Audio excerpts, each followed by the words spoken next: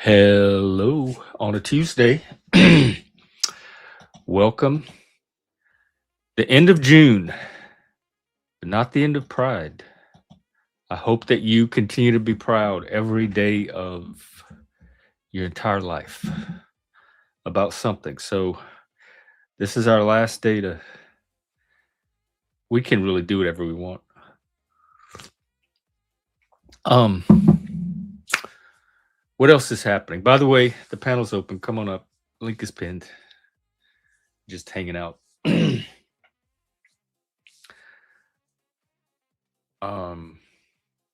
I'll get a prompt.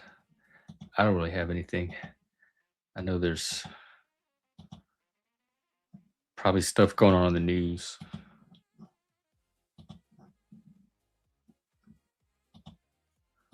One second.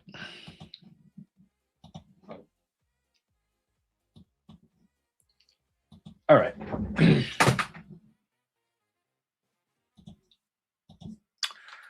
One for today.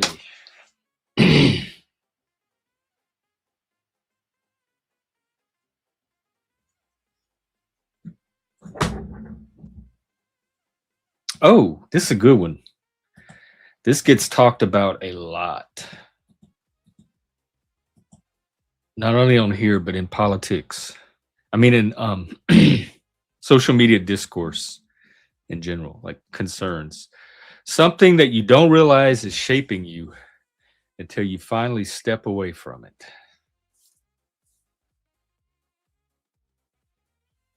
This is a really good one. They're talking about influence and what shapes you. And when I think about the stuff that shaped me, one of the most dominant ones was something like music.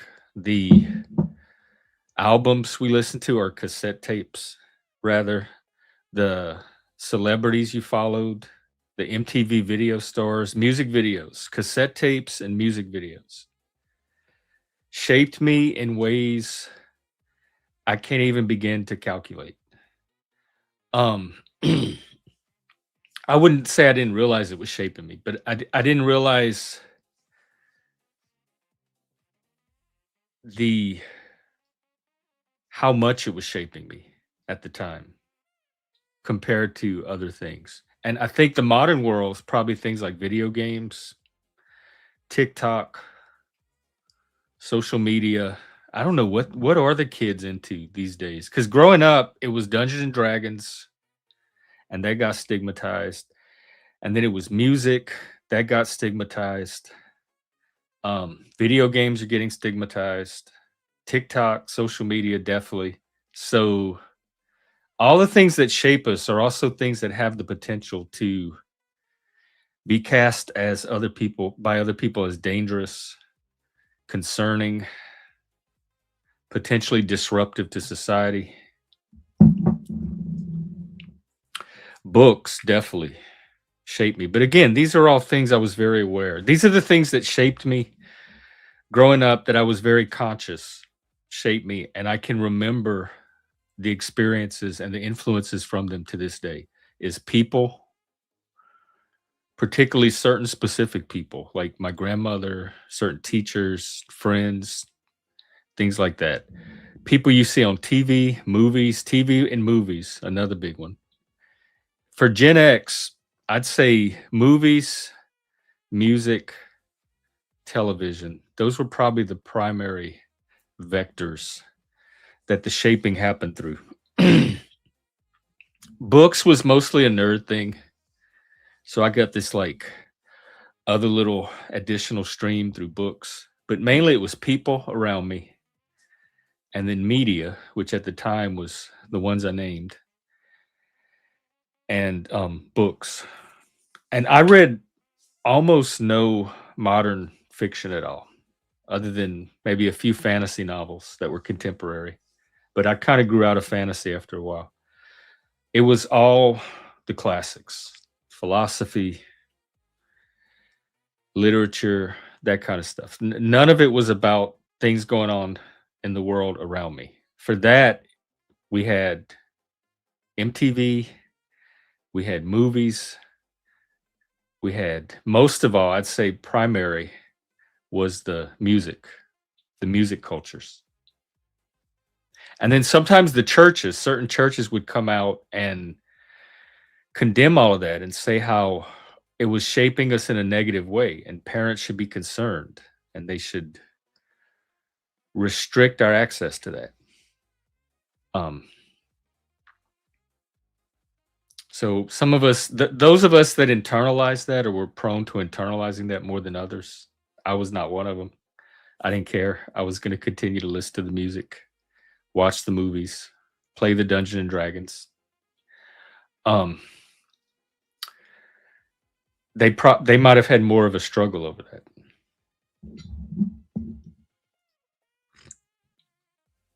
I think more than anything, though,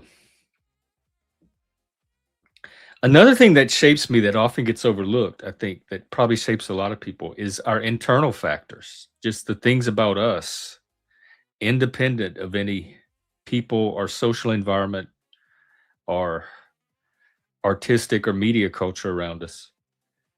There's things about ourselves that influence our choices, actions, beliefs a lot. Things like sexuality, neurodivergence, perhaps, medical conditions, mental health conditions, just those random genetic differences, genetic or otherwise, culture, where you grew up, all of that kind of stuff, I think can be a form of shaping. There's an answer to this question. I finally hit on one. My culture. Growing up Cajun shaped me in ways I didn't even begin to understand or realize until I moved up here and I could see that I had enough distance, enough stepping. I stepped away far enough. So a lot of times I feel like too far to get a perspective on my culture that I can only have once I come out of it enough. And it was illuminating, but it was very jarring. I had not realized how much I grew up, and I think a lot of us did, Gen X, grew up thinking that I think in some ways Gen X was maybe one of the last generations to have some unified sense of national cultural identity in the sense of the same movies, the same TV shows, more or less the same music, the same radio songs. So you could go to any other part of the country and the kids were all, you had common reference points. You all watched Footloose or Breakfast Club or Top Gun or whatever. Um, you all know who Prince was or Bruce Springsteen or Wham, Michael Jackson.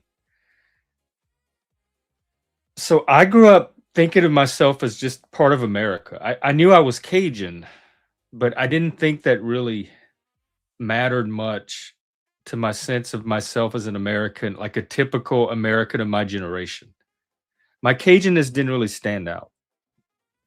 And in Louisiana, that I mean, it would not have really anyway. Although when I was older, when I was a teenager, we moved to this other town that was a little less Cajun and more Anglo-Saxon influence. It was settled by people from the Midwest, etc. And there was kind of a noticeable cultural difference there that again, I couldn't put my finger on, but so culture, I think the way we were raised, the type of families, family dynamics, um, economic status. Do we grow up poor, middle class, wealthy? I think all of that can shape us in ways that we may not be aware of till we somehow can get outside of them and contrast them with other ways of being raised. So that's the stuff that comes to mind about this kind of question. Another thing, another underestimated influence on me, and I became aware of this one a little more early, but to this day, I think I underestimate how much it shaped me, was the gifted school that I went to. It was a very unique, it was a one of a kind thing. There was really nobody else doing their kind of gifted education, and it was the perfect type for somebody like me. And so it set an educational norm that nobody's been able to match since. And a lot of my ideas about learning and culture and education and what people should and could be expected to do and understand and apply to their life comes from this very niched school environment. It didn't come from the public school system. But a lot of times I take it for granted as though it's something that everybody just should have picked up somehow along the way. Um, so the more I become aware of that, uh, the more I can kind of adjust and recalibrate my perspective.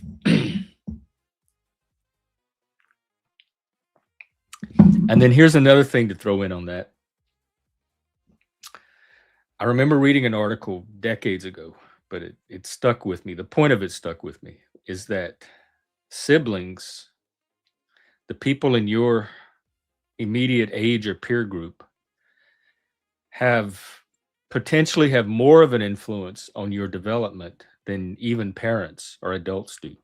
And so I would think about my sister, my step siblings, some of the kids we played in, and how they might have shaped me in ways that get overlooked as well. I'm sure my sister was a huge, huge influence on not only the way I grew up, but my personality and what was considered normal or not. Because my sister and I had a different norm than the adults did. And we would always notice and catch things together that the adults weren't catching. We kind of built up our own little world that we lived in that we could notice and communicate from. So I'm sure that shaped me in ways that I'm not aware. Vinny, people's ego. Oh my God. Wow. What a topic to bring up. Because I still struggle with that one. And a lot of people that come to this channel,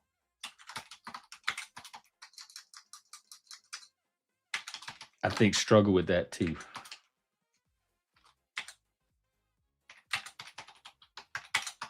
Hang on. Because I have something to say about that. I didn't really realize how huge and gigantic my ego was until I started noticing it myself, mainly from moving up here and being around other people's egos. But growing up, people would say things all the time, and I really didn't understand why, but I had a superiority complex, or I think I'm so much better than everybody else around me. And I'm like, no, I don't. Where are they getting that from? I don't think that. Why do they think that I think that? I don't think I'm superior. I didn't think any of that stuff, but people would make those comments. So I must have been giving that impression somehow. I was always at the top of my class. I was in the gifted programs. And I think people just built up a certain stereotype about me around that. But a lot of the ego, though, is built on being right or accurate more times than not, way more times than not. So, like, if you run the Vegas numbers, the probability on it, my sense of the model that I build from observing, noticing patterns, building a model that can predict future outcomes, can anticipate what to expect, all of that stuff works like 80 or 90% of the time. So I don't think my ego would be as big as it is if it didn't have that to reinforce it. If I was wrong all the time, I already think I'm socially retarded as it is. If I was wrong all the time and I didn't get anything right and I made horrible grades and I didn't know how to do anything, which, believe me, I do feel like that about a lot of things. I think my ego, I hope my ego would be way less than it is. And this is something that gifted people, which you can include certain autistic people, ADHD, depending on how it gets classified, and just people with talent or ability in general deal with sometimes, is it gives us, yes, it gives us something that can be perceived as advantage a lot of times and may even be most of the time. But it also it comes with downside. It's not an unmixed give. Hey, Jackie Fox. And so a lot of times it leads us to this sense of like we can't overlook, like we can't pretend like we don't know how to do the stuff we know how to do.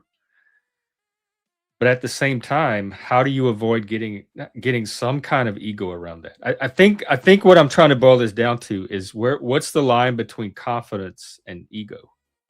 What's the relationship between those two? Because confidence, I think, is legitimate and it's a good thing if it's founded on something demonstrable.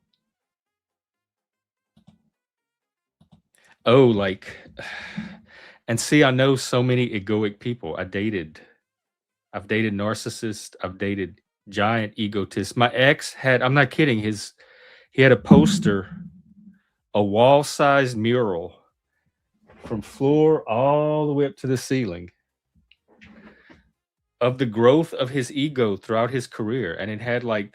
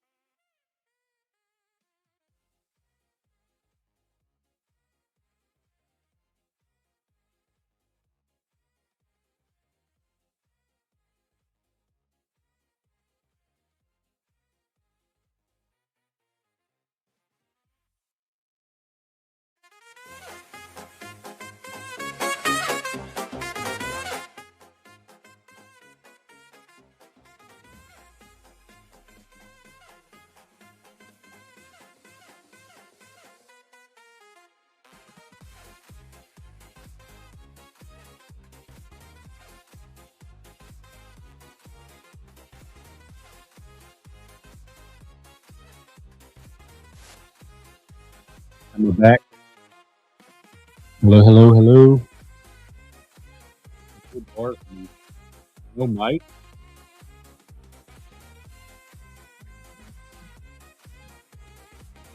it's show my settings are showing it work. It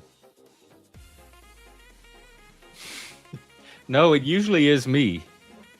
It has to do with Bluetooth and the way my speakers are set up. They For some reason, if my speakers cut off, it takes the mic with it, even though they're not connected at all. But through the Bluetooth, somehow one knocks out the other.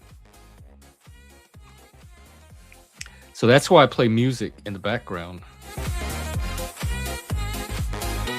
Keep the speaker going. But it didn't work today.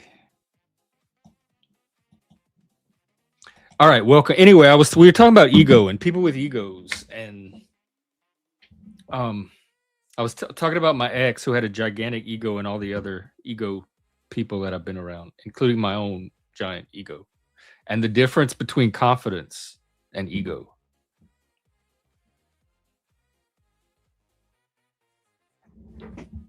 And very highly egotistical people, especially if it's not paired with an awareness of other people around them, which is can often be where they're the only one in their universe, and everyone else is just an orbiter or NPC. It can be very difficult to be around. In fact, I don't spend a lot of time around people like that. I deliberately filter them out of my life. Yeah, that's what I was saying. If it's based on actual ability, a lot of times it can come off as ego, but it's just because it gets reinforced constantly by our having an accurate model that we've built up that we work with. So a lot of my ego is just built on being able to figure out what's going on most of the time and be right about it. But also, humility, I think, is the other side to this. And we talked about that the other day. And that's also very difficult for some of us. But I experienced a type of humility recently that I think is a very healthy kind. And it was different than the kind that I think people are usually thinking of when this topic comes up. Yes, the first factor and the second factor. And I've talked about this so many times. And there's the third factor, which is your own contribution to all that, your own ability, your own agency and will and ability to kind of manipulate and direct the shaping of the first two. But it was the kind of humility that happens when you know what you're talking about, but somebody else comes along and knows it and says it just a little bit better. So it's not like, oh, you've completely hushed my mouth and put me in the shadow. It was like validating what I already knew and then presenting it in a way that even for me helped to clarify it. And I was very humbled by having somebody with a similar but slightly greater knowledge be able to present their version to me. And I was able to be humbled without the ego being involved. It didn't have that, you know how it stings, or it's just, I don't know, for me it's just a resistance. I just fight it internally. It's not even a pain specifically. I just don't like when somebody else is more right about reality than I am, because I work so hard to be right about it. Ego is external, projected falsely as a need for, because the ego is like, we encounter it very early, like sometimes almost before we encounter other people. As babies are becoming conscious and turning into toddlers, the ego becomes omnipresent. Right. And I say this all the time. You need an ego to live. You can't, I don't know how you would survive without an ego. But also the ego can work against the larger interest of the organism as a whole too. So it can be a liability. And there seems to be some component somewhere in there, whether it's part of the ego or separate, that has the ability to kind of step outside of the ego and manage it a little bit, tweak it, direct it, massage it, finesse it. So like, I don't know if we're completely at the mercy of it. I knew that was going to come up, Publica, and I was not. I didn't have any particular person in mind when I'm talking about this, other than possibly my ex. But I did suspect other people did. But that's a good point. We get a lot of egos on here. We talk about this being a narcissistic medium, and grandiosity being one of the motivators, or at least some of the fuel that keeps it going and keeps all of us here. The id, the impulses, the violence, the lust, the appetite, the hunger, the beast that gets civilized and socialized at a very early age through these like civilizational stories, mythologies that we're educated, acculturated into.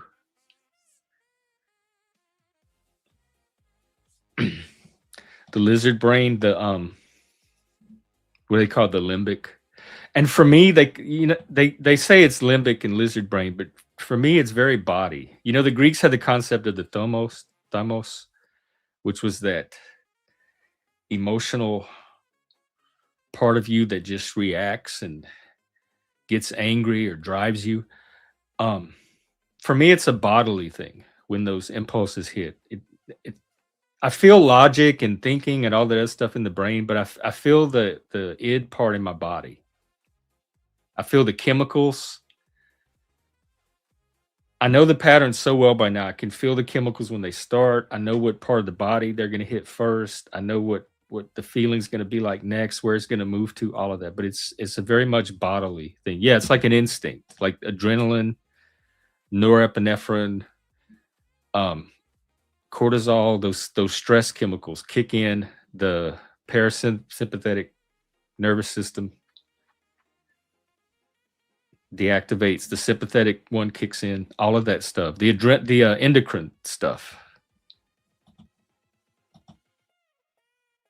And it's the stuff that happens even before like the conscious mind it's too fast for the conscious mind to even be involved.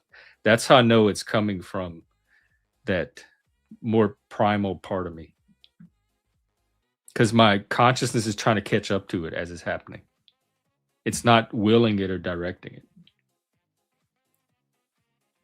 I don't believe in the subconscious other than as a concept, as a metaphor, a figuration, or a myth. If you say it's an inference, but there's nothing we can like put under a microscope called the subconscious that we can demonstrate some kind of direct mechanism into how it impacts consciousness.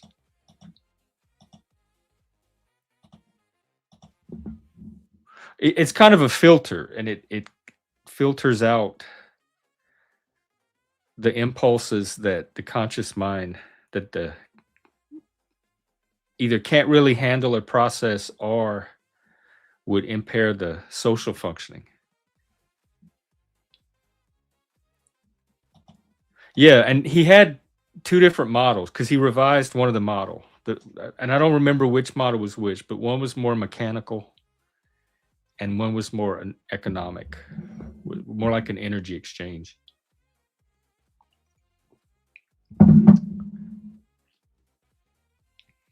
But I think of it as the body.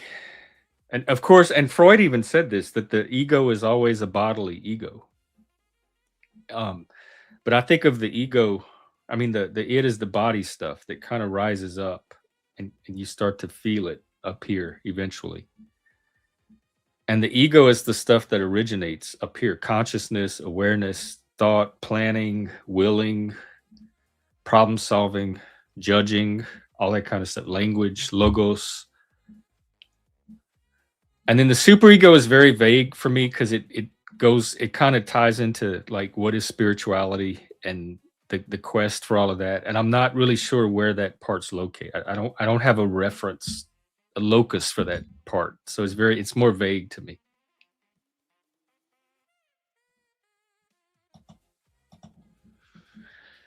Yeah, well, there is the concept of people without superego.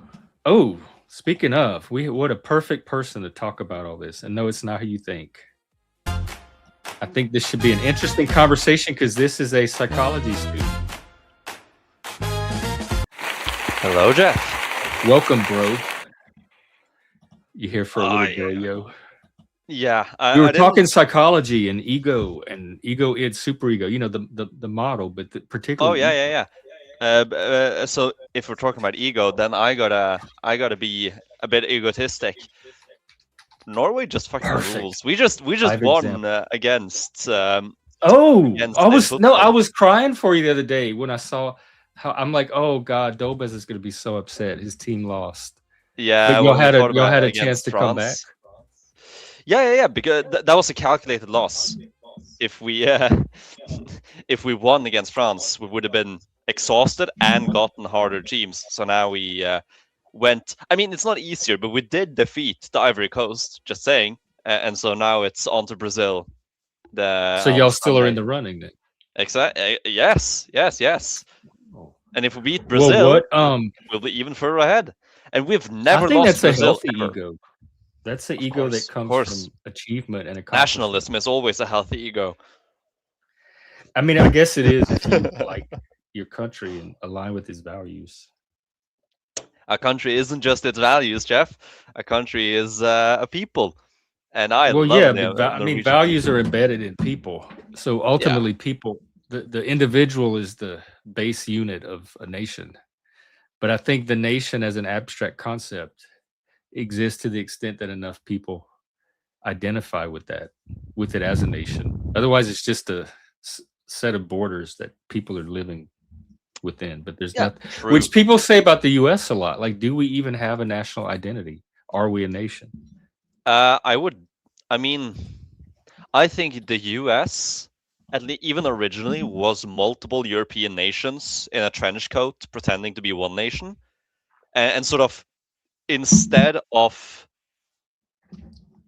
instead of hard seller, I do think the proper solution for America should have been a sort of acceptance that yeah, America is like 3 or 4 nations working in the same state. Like you can't be a nation state, but you could be like a state for these for They peoples. kind of did that with the concept of states, because even Yeah, up to the Civil War, they were identifying with their state. Like they considered their state their home.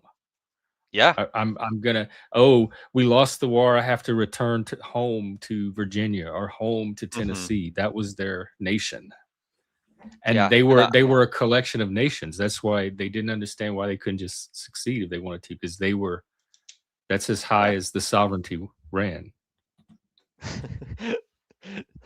And then you have the cultural regions, which it gets into is nation cultural, like look what's because some of the cultural regions here overlap into Canada, but so they're definitely Oh not a yeah. nation, but culturally they're more of a unity than the actual political borders. Well, I personally would define nation as people plus culture plus language. Like those three combined is what makes a nation. Do you Like that's what. need the borders to, like a politically No, no, no, no, defined no, no, no. Like container? that. Like nations existed before a nation state. Like Like Israel is a nation even before yes, they or the got their Kurds. actual nation. We call it the Kurdish nation, even though they don't have a state. So like a nation is just the people, culture, and language. And then Okay, in the modern that's world, good. The distinction yeah, between nation and state, I like that. yes, And it's very ideally, if important. you're gonna have a state like the United States, you wanna have a nation that corresponds to it. Yes, and that's the principle of the nation state. But for America, it should rather be okay. These 3 or 4 nations is the state force. Like it's like I don't. I think that's one of the issues with Reconstruction America was that the North, in some sense, tried to impose their nation onto the entire state. Like they wanted a nation state with the Northern identity as the singular nation, while Right, and they rather, kinda got it, because the South is kind of. kind of a nation living in their world now. Yeah, exactly. Like the old South is, I wouldn't say dead, but it's more an accent of the North than its own independent access as it was before. But no, I do support the nation state. I think it's and following the nation state is also the concept of democracy. That well, not from that, but like democracy is inherent to a nation state because the whole idea is the nation should be able to have power over themselves. And so the state should conform to the nation. But for the nation to have power over itself, then obviously the power must itself come from the people of that nation. Democracy. Like, of course, it would be still better than nothing if you had a king who was represented one nation and one state. That would be a good direction. But ideally, you should also have some way of the people to represent themselves. Yeah, So it's idea of a unified body, a corpus. yes, yes, exactly. And I think the sort of And do we have that in the United States? I mean, I believe in some sense we do, and we need to recover more of it as much as we can. Would you consider Norway a nation in that sense? yes, Norway is of course mass migration changes it a bit, but fundamentally Norway is definitely a nation state. We were like Norway was founded when the concept of nation state was already mature and it was founded explicitly as nation states. We could have just gone into Sweden if we wanted, but we specifically wanted to be a nation of our own. It's one of our main themes, you could say, of that era is building our own nation state. Same with Germany and Italy. Mhm. So like those nations are That is fundamentally America. made to be nation states, as opposed to say Sweden, which became its modern form before the concept of the nation state. And so it's only after the forceful divorce with Finland that Sweden actually began seeing itself as a nation state, because before that it saw itself as an imperial power. You know that the Swedes are the first among others, but it's not just the Swedes. Whilst today it's basically just the Swedes, at least up until 1990. And so, yeah, Norway is definitely a nation state. We have our own language, we have our own culture, we have our own ethnicity, we have our own everything, and so we are definitely a nation by all definitions. And you know, of course, we also have our values. I mean, that is a subset of culture. But I don't, when people talk about like propositional nations, you know, that to be part of this nation you have to adhere to these propositions, these ideas, there is something to that. I do agree that like that is a part of culture. You know, the values of a culture, if you don't adhere to them, then you are inherently not as part of the nation.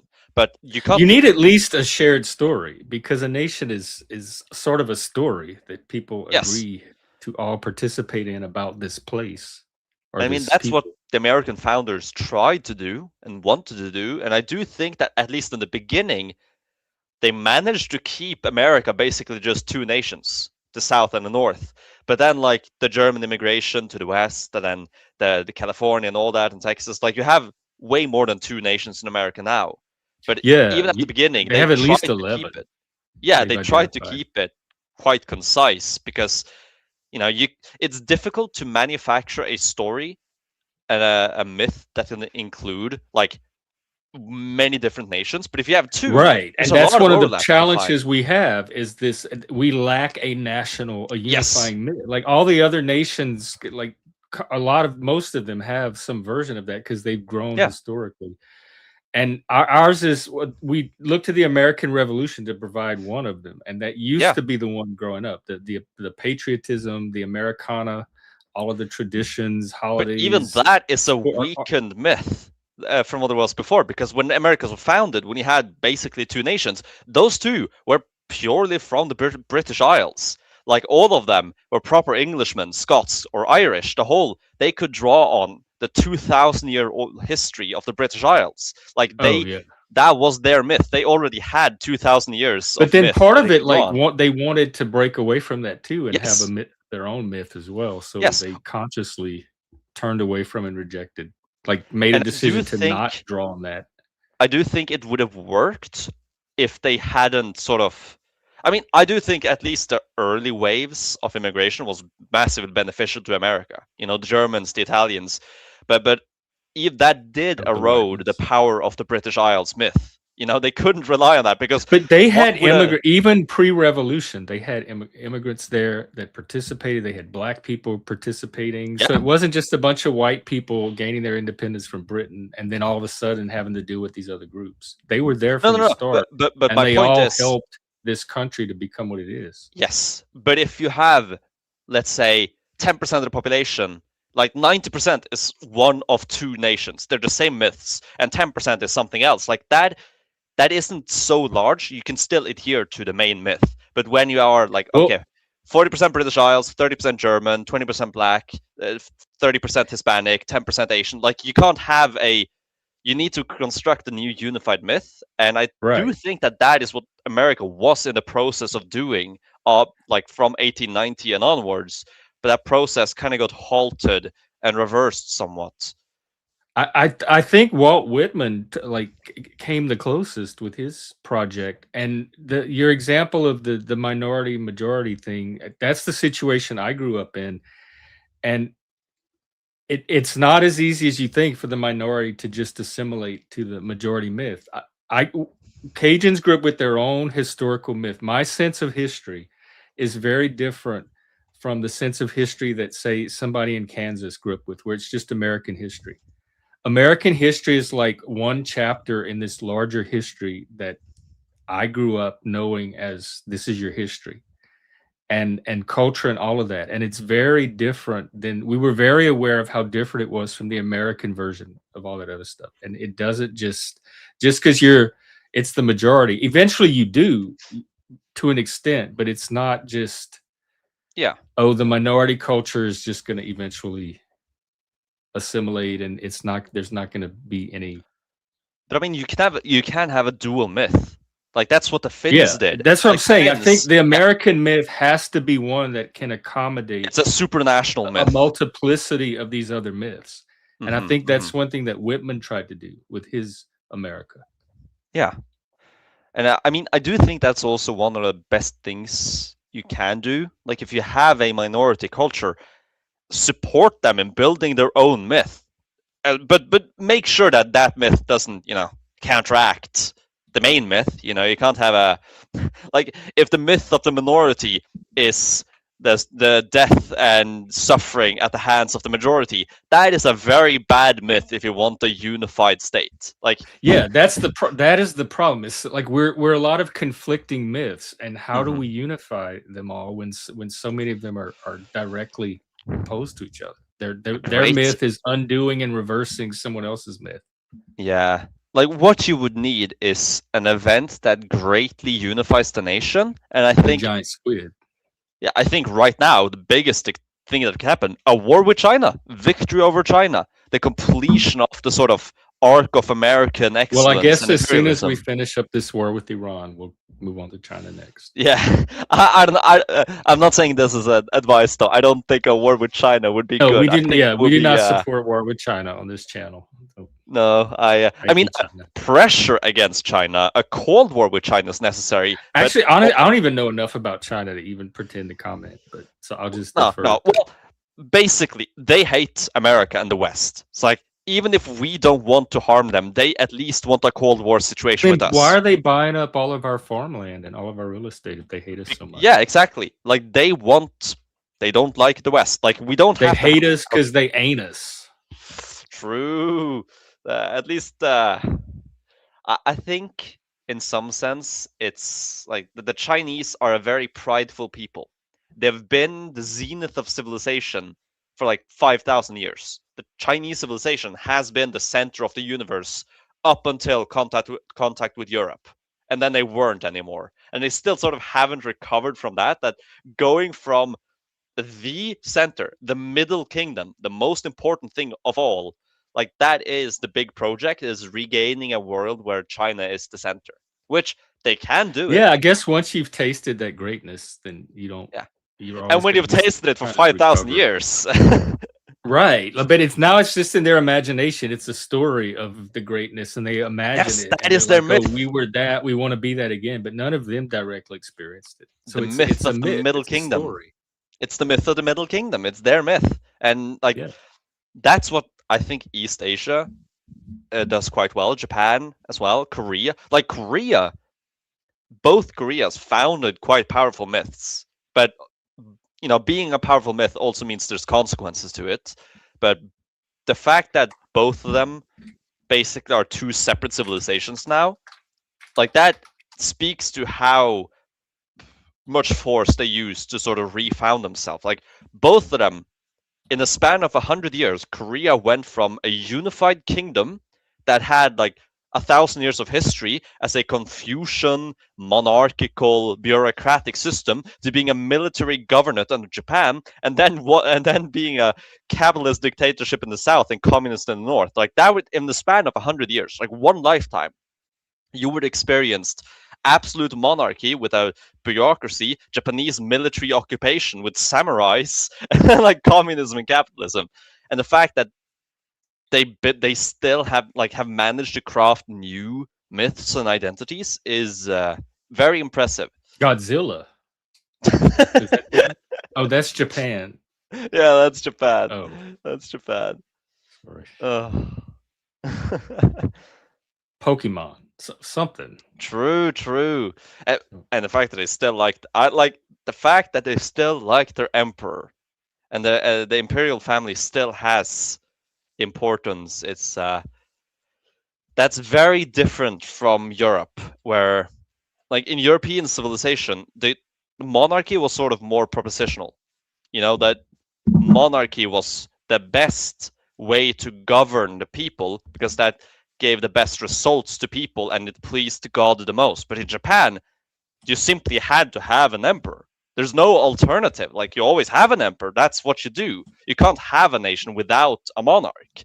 And so, like, for them, even though the emperor has no power, I don't think in any universe we'll see them removing their monarch. But in Europe, like, the monarch, he has been there for a long time, but he's not that powerful at all, and he's not in a good position.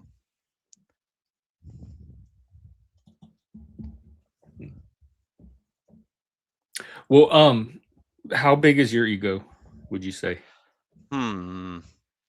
It's modular. But can you trust an ego to estimate its own self?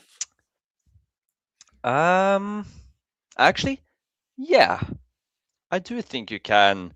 I think as long as you're not on the very extremes in either way, I do think you can reasonably well Because if estimate you yourself. if you estimate it accurately, then you're going to get a big ego from being right.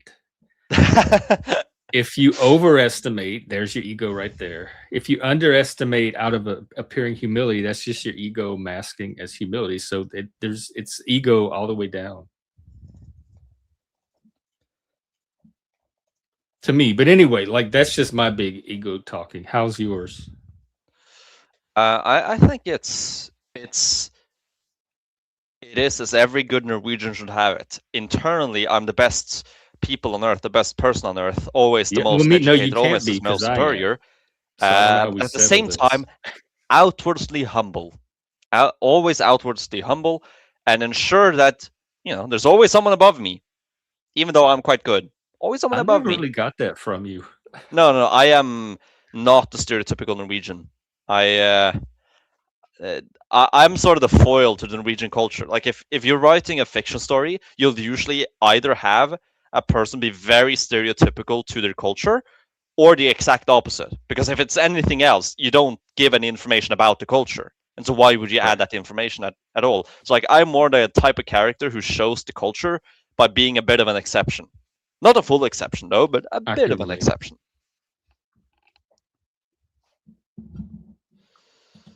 So,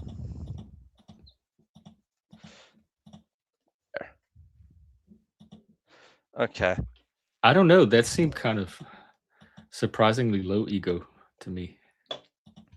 Outwardly humble. I don't think you're one of the. This isn't an ego play. Huh?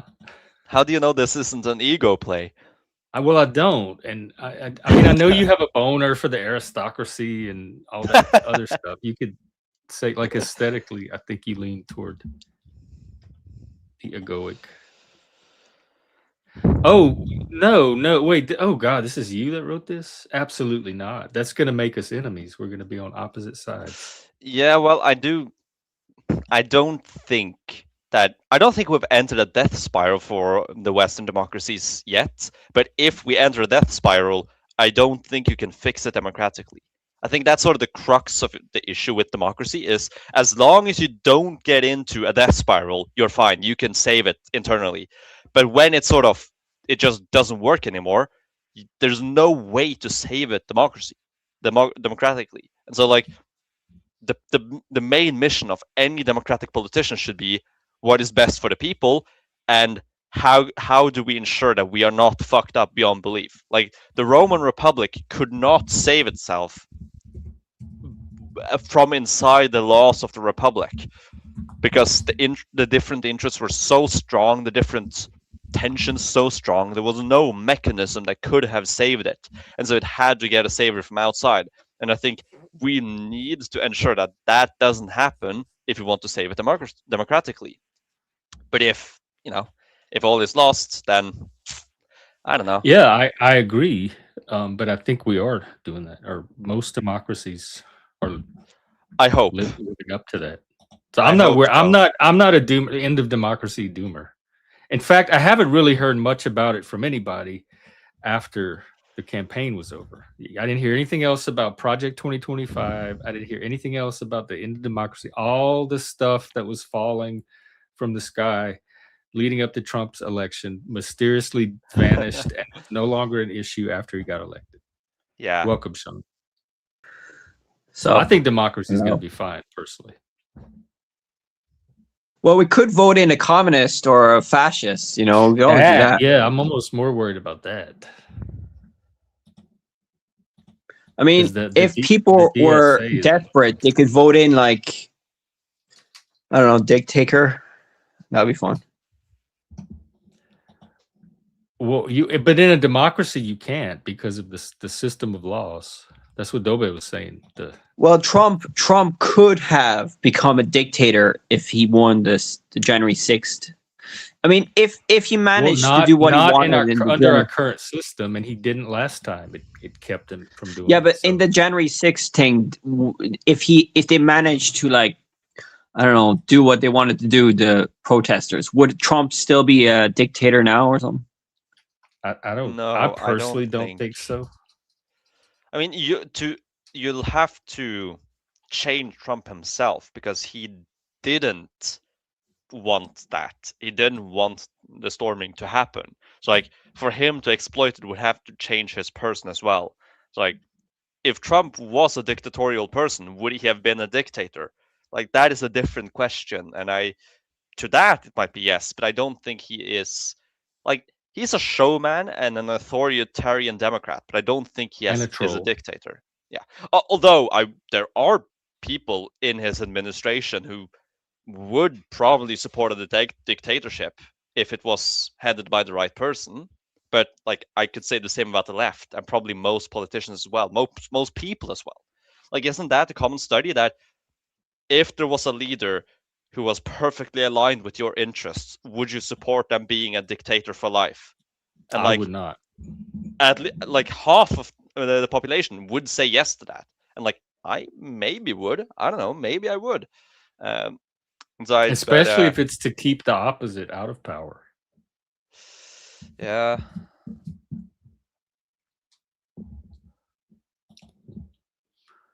But I would not, because I can see the bigger picture. That makes sense. You don't seem like the person to be anti-democratic. Well, no, I place democracy, the system of democracy, over any individual. Yeah. So I'm not going to jeopardize the system at the expense of. I know what it would do. Like, it would permanently change it from a democracy. So I know that it's not. There's no way you can make that choice within a democracy and still have democracy. So the choice is, and that's one of the critiques of the left, is that they feel like liberalism has failed, so they're willing to resort to tactics outside of liberalism. I have a question. Would you consider this legitimate? Because a lot of the ancient Germanic cultures, they had kings, but the position of king was not hereditary. Like, it wasn't guaranteed that his sons would succeed. Oh. So instead, the way that I kings think were selected. something happened to your audio. I'll start. In ancient Germanic cultures, like, they had kings, but it wasn't hereditary. It wasn't guaranteed that the son would become the next king, and so forth. The next king was chosen by a council of elders, typically themselves not hereditary, and chosen by other elders further down, or the villages, or the peoples. Like, it was in large part representative of the will of a lot of the people. Would you consider that, like, democratic? Like, if you could vote for one person to serve for life, like, you would still get the power. It's just that you vote once a life instead of every 4 years. At this point, it's like semantics and language games. What family resemblance is it closest to, democracy or monarchy? But I'm anomalous, so this is just abstract word stuff, fiddling. I mean, I don't think America would choose that, but if a democracy chose that for themselves, it emerged.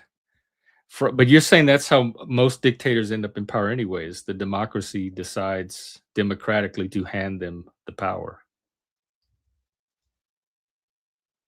like democratically elected dictators. Well, The Greeks had I that. think The I think ancient city states, the tyrants, that happened all the time, where they would elect a dictator. I mean Putin was elected first democratically, and then after that he kind of rigged the election system. I think he did a lot of corruption in voting. I could be wrong. I think, yeah, that happens. Probably not even the only country that happens in. That's corruption. But I don't think that I don't worry about that from the U.S. because I think our system is too strong. Yeah, it's your 250 years of democracy. Yeah. This weekend, and they're doing a parade right outside my house, so I will definitely be streaming the 4th of the 4th of July parade, and probably do a stream here. So yes, we're gonna celebrate in 4 days if we make it.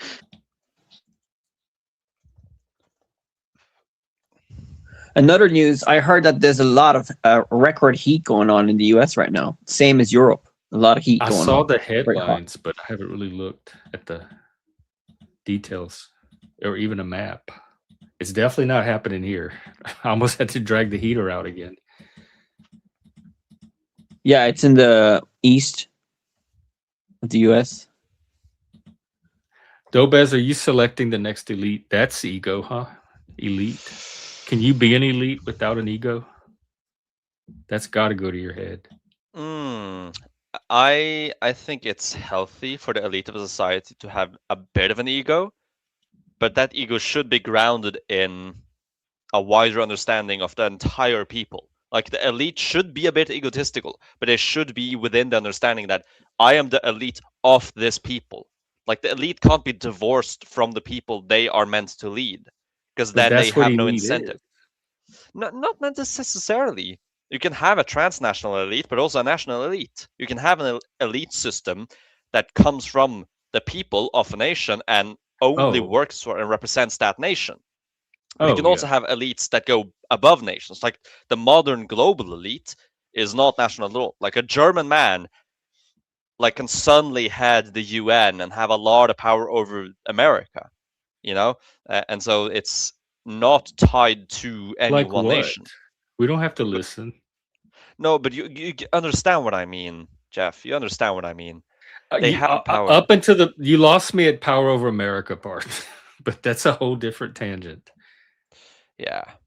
But up to that point, I guess I kind of understood. I guess I'm very shaky about these transnational organizations. I don't like them either. I think elites should be national. How much power they actually have, or if they're becoming a thing of their own, like a culture that transcends the German, or whether he's just a German heading up this organization. But I'm gonna leave now because I need to prepare for the next match. Sweden is playing in an hour. Oh, okay. And I wanna hey, is the US still in the running? How are we doing? I think you are. I think you are. I think the Americans, let's see, USA. USA. Are you still in it? I haven't looked at American games. I'm sorry. That's okay. I haven't looked at any of the Norwegian ones. You have the 2nd of July. You'll play against Bosnia and Herzegovina. Oh, okay. Nice. Well, sorry, Bosnia. The Bosnians, I think, are decently good. You lost against Turkey, but you won against Australia. And so let's hope you win against Bosnia. Although, as a European, maybe I'll cheer for Bosnia. But no, I don't like the Bosnians. Well, cheer for us, and then we can maybe meet on the field. Yeah, exactly. Wouldn't that be something? No, I don't. I'll cheer for the US. I don't like Bosnia. So, okay. Well, I'll cheer for Norway. Leave now. All Goodbye. Right. I hope you win. Or Sweden. Hope they win. Yes. I don't even know who they're playing. Okay. It's just me and you, kiddo. Dude. Dude. Back again to fight. No, joking. Yeah, I know. You were talking about how hot it's getting. The heat. Yeah, it's getting hot in here, boys. Because you want to tell us how in peril the Earth is in 100 years. Yeah, man. I care about the Earth, meat. I'm part of the earth, my guy. I'm nature. I am too. So why are you like the part that cares about it and all the rest of it doesn't? I don't know, man. I guess nature's Because it corrupted makes and you people care special. less. I guess It's nature is not ego. all perfect. Yeah, I'm It's special. ego. I'm the lead. Yes. It's interesting how Uh, everyone's myth has them positioned very high up on the scale, except maybe Christians. I guess there's some that don't. But they get social mobility once they become saved or something. The idea is you're a wretch and your original sin and all that, but then the Christianity is what elevates you, and then you become elite. So I guess there's even elitism in there. yeah, I mean, to be honest, I don't think we'll ever have people never thinking that they're better than others. I mean, you have to kind of think you're better to be better. I do. I think I'm in the YouTube elite. I think my channel is better, and I know for a fact, I don't even think I have the best audience on the entire platform of YouTube. So my audience is elite. Oh, thank you very much. You're welcome. I don't say stuff that's not true. So I'm my proud. ego I'm has proud to be increased I now. own that eliteness. My ego I'm trying has to be more increased. elite. I want more subs. Yeah. I mean, do you remember a time in your life where you were like super egoic, like you had super confidence and everything? Most of my life. Because things except okay, yeah, like school stuff. I made A's. School came very easy to me. Anything to do with learning, reading, all that stuff came very easy to me. I didn't strive, never studied for a test, none of that stuff. I just breezed through. Try to teach me how to ride a bike or a four-wheeler or to fish or to use what do you call the things you mix cakes with, a mixer, a beater, whatever. And watch me struggle. Watch me be so far behind the curve that I was riding a bike like a year or two after all the other kids, like half my age. That's how long it took me to pick it up. So I had things that I did feel came very easy, but I also had things that I struggled with twice as hard as everybody else. So in my head, it balanced out, and it kept me from, I think, as smart as proud as I could feel about the schoolwork.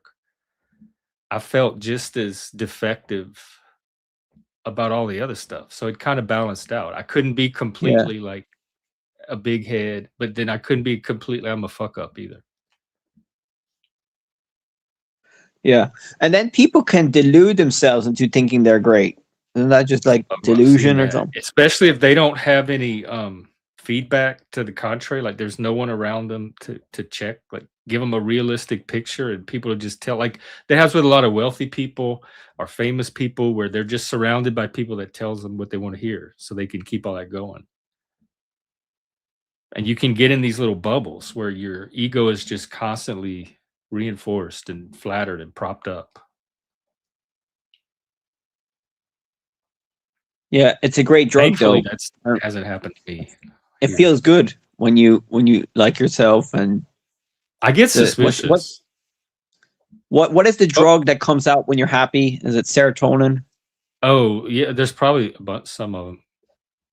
Yeah, I know that thing. cortisol. But I get suspicious though when too many people are telling me too many good things about myself. I have imposter syndrome, and when the AI, I get suspicious when the AI does it too. When he tells me how brilliant I am, how smart my questions are, how insightful my comments are. When he tells me, I get very suspicious. I'm like, this doesn't seem right to get this much positive feedback about something. And it starts to set off like, watch your ego. Something's going on here. Yeah, it's too good to be true. Yeah, I get it, yeah, something like that. I don't be believing it that like that many people are all saying this. It's I don't know. I get skeptical. I really do. I don't swallow it up. To me, a really egotistical person would just sit there and bask in all of that. But we can ask one ourselves. What is this? Hello, salute.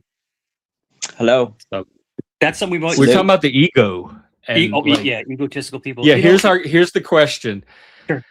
When people tell me, like a whole bunch of people are telling me all kind of good things about myself, I get very suspicious. It Mhm. doesn't make me feel flattered and like, oh, they like me. It makes me feel like, what? I don't believe that this many people are all liking this. I don't know. It sets some skepticism in me. So it feels Is that how your suspect to you. ego works? Right. Like when people are telling you things about Yeah. yourself, are you able to sit there and soak it up, or do you start to get suspicious? Sure. And I think that's a great question, and I can relate that in my own personal experiences to sales. Like when you're selling somebody something, you're giving them all these compliments, and like you're trying to, like, fluff the pillow as you look. Remember, you fluff the pillow before they put their head down Oh, on I it. know about fluffing. So, but I told you this the last show. I think I was very, very egotistical when I was younger. When I was in my 20s, I was Yeah, untouchable. and you feel like it's gone down some. Oh, dude, it's gone. It's completely gone. I feel like, I'm just happy to be here, and I think that's ego I, delusion. I look back at my younger self, and I just go like this. Oh God, what was I thinking? Like like you're like, Jesus, like, what a moron. But in the moment, you feel like you're the king of the world.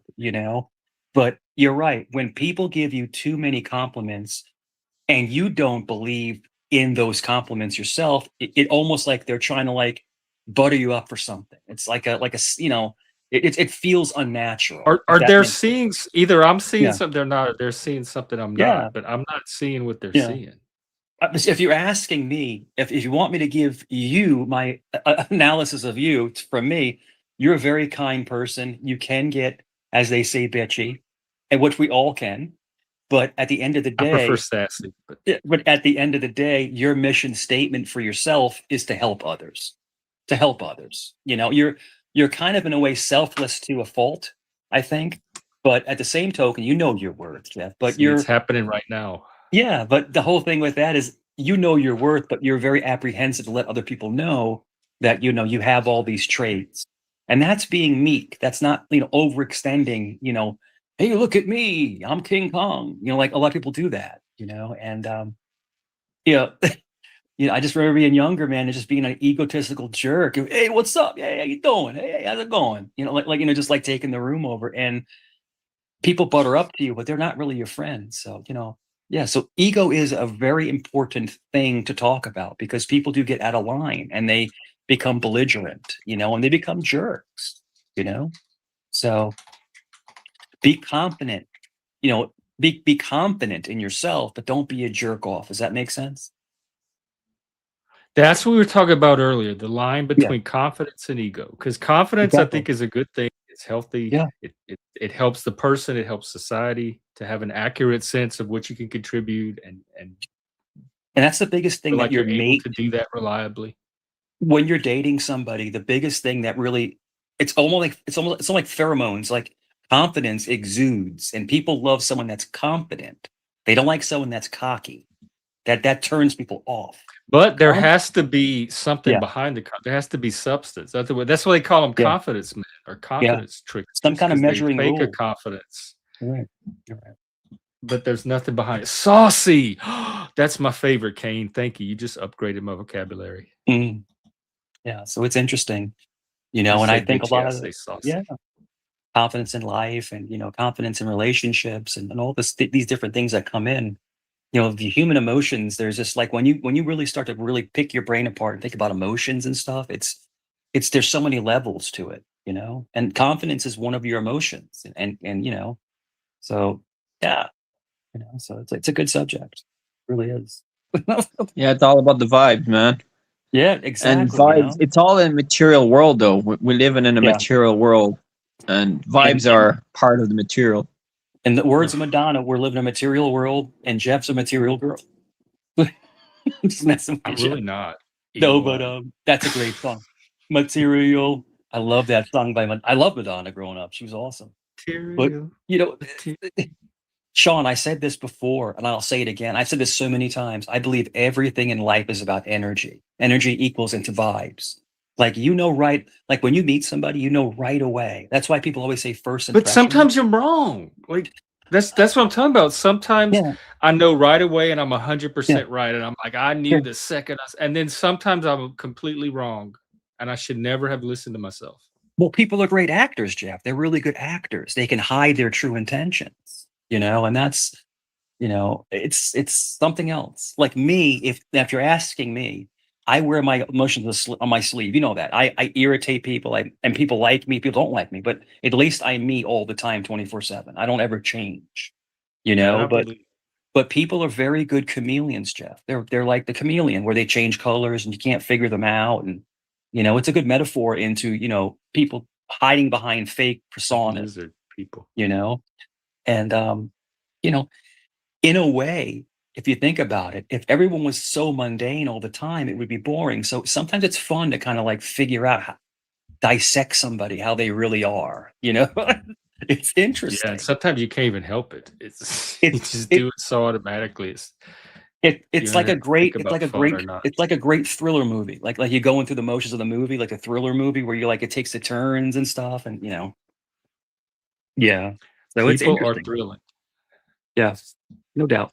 No, no, but Mike, I'd like to criticize you on the energy stuff. So you saying that energy is like vibes, but I thought it was like a physics thing or science thing. Energy. And that's a good question. The energy, like when you meet somebody for the first time, you feel almost like vibrations, like you said, or like their mentality, their energy, the way they speak.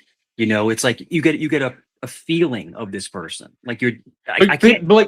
But that's Yeah. just a surface impression, because people do that with me all the time and other autistic people, where we give Mhm. off a odd or creepy vibe, and then we get pigeonholed.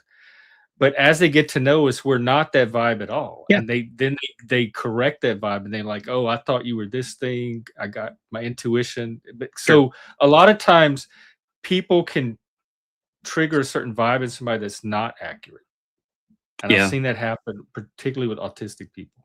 But I mean, I would say that you're probably very approachable, though. Like if I met you or someone like you're approachable, though. You may not be. I think I am, but some people Yeah. don't find me approachable at all. They find me It's like with intimidating. me. Yeah, you're right. And it's like with me, I engage everybody. I'll just start talking to random people and just having fun and stuff. And I enjoy that. I enjoy just having a good conversation with somebody. I really do. Yeah. Go ahead, guys.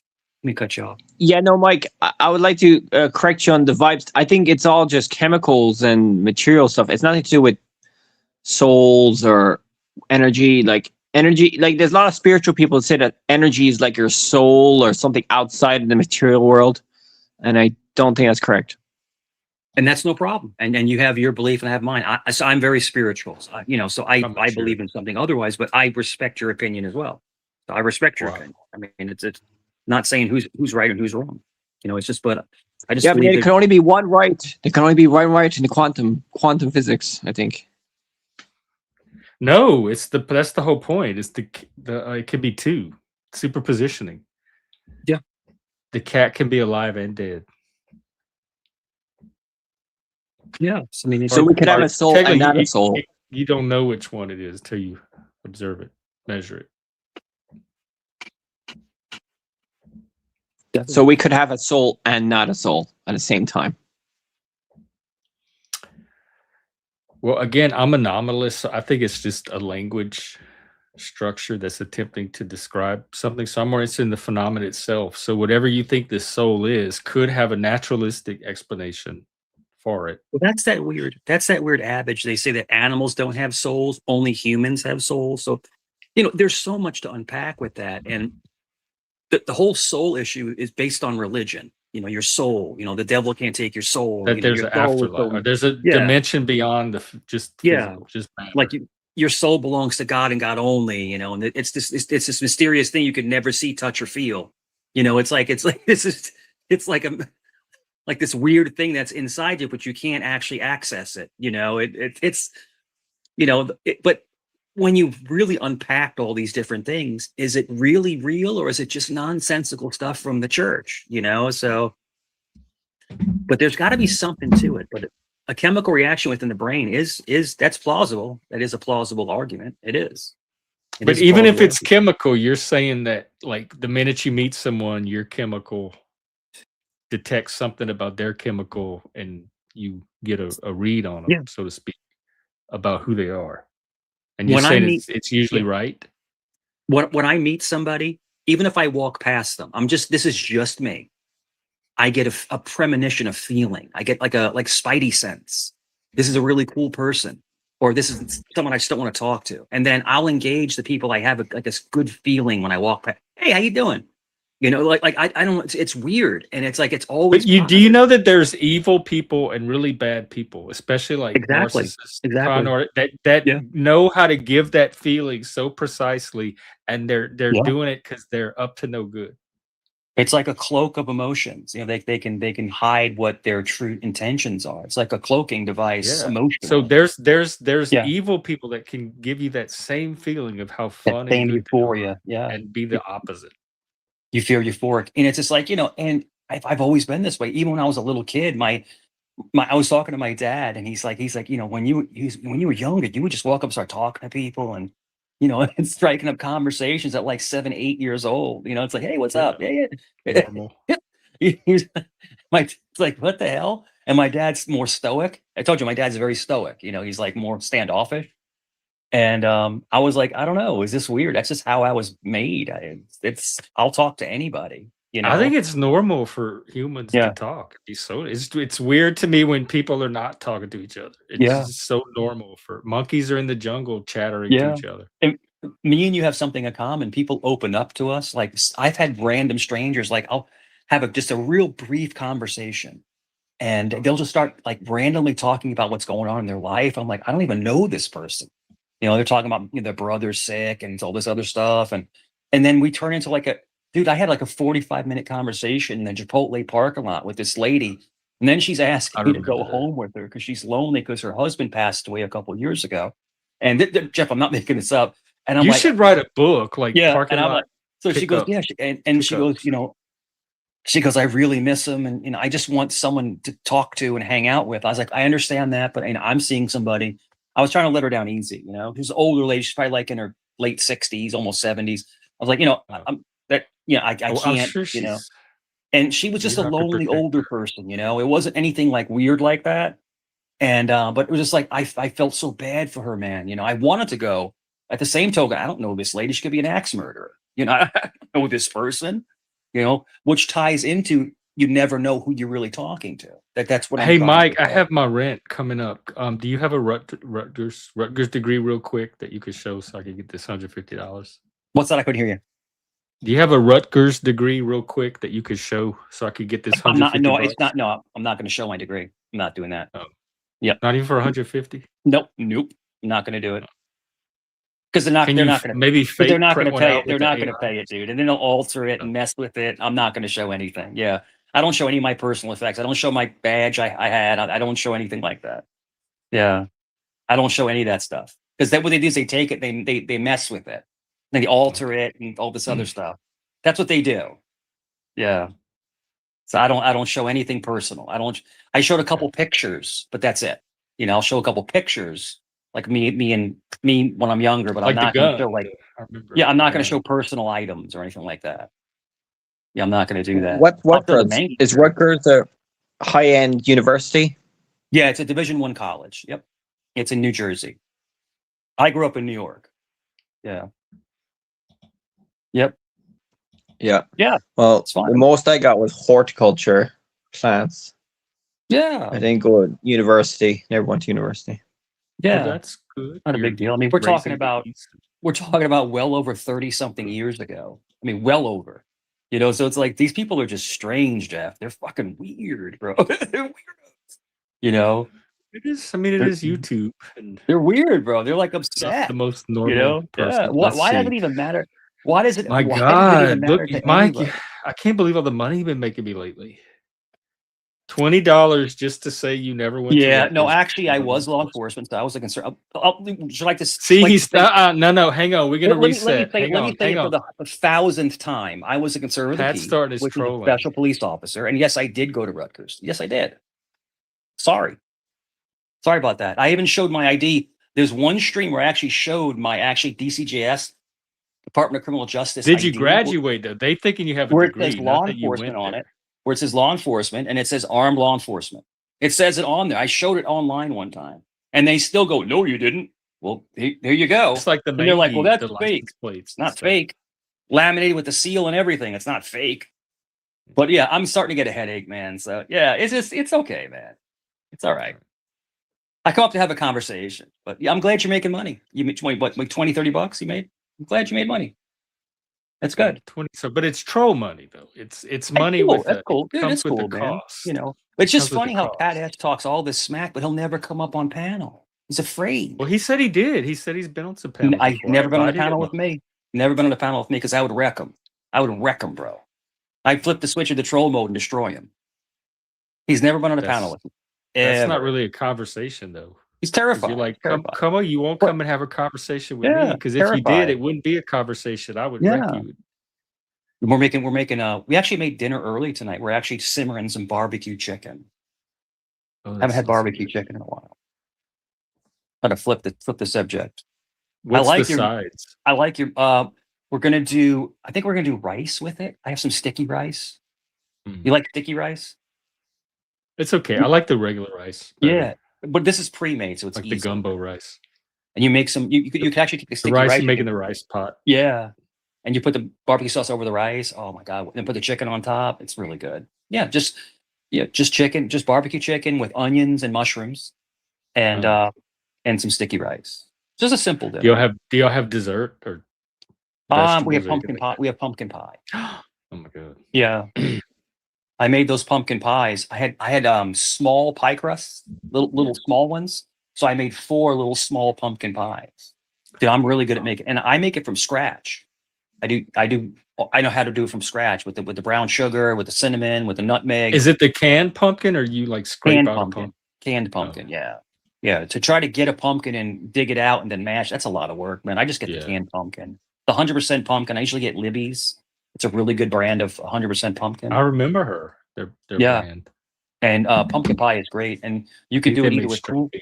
You could do it with Cool Whip, but we like to do it with Breyer's ice cream, like the vanilla on top.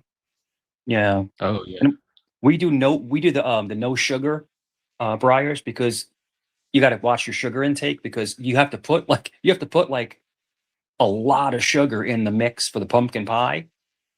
So you just want to make sure you're not overdoing it on sugar. Yeah. But then it becomes too sweet, you know. Dude, I've never had pumpkin pie. Oh my God. You don't have pumpkins in Ireland? No, they don't sell pumpkin stuff in Ireland. They don't have pumpkin pie. We have apple pies, but we don't have pumpkin pies. It's an American Do you thing. have squash or anything? Not that it's. We do, yeah. I think I okay. probably should try it. I'll make it myself. Pumpkins. Oh my God, I I'm can't. telling you, man. Sean, I want to find a way for you to have pumpkin pie. I can't. I've never met someone that hasn't had pumpkin pie before. My favorite of all time is pecan pie, but it's so sweet it hurts your teeth. That's how sweet pumpkin pie is. Because like when I try to eat it, it's just like it's so freaking condensed with sugar, man.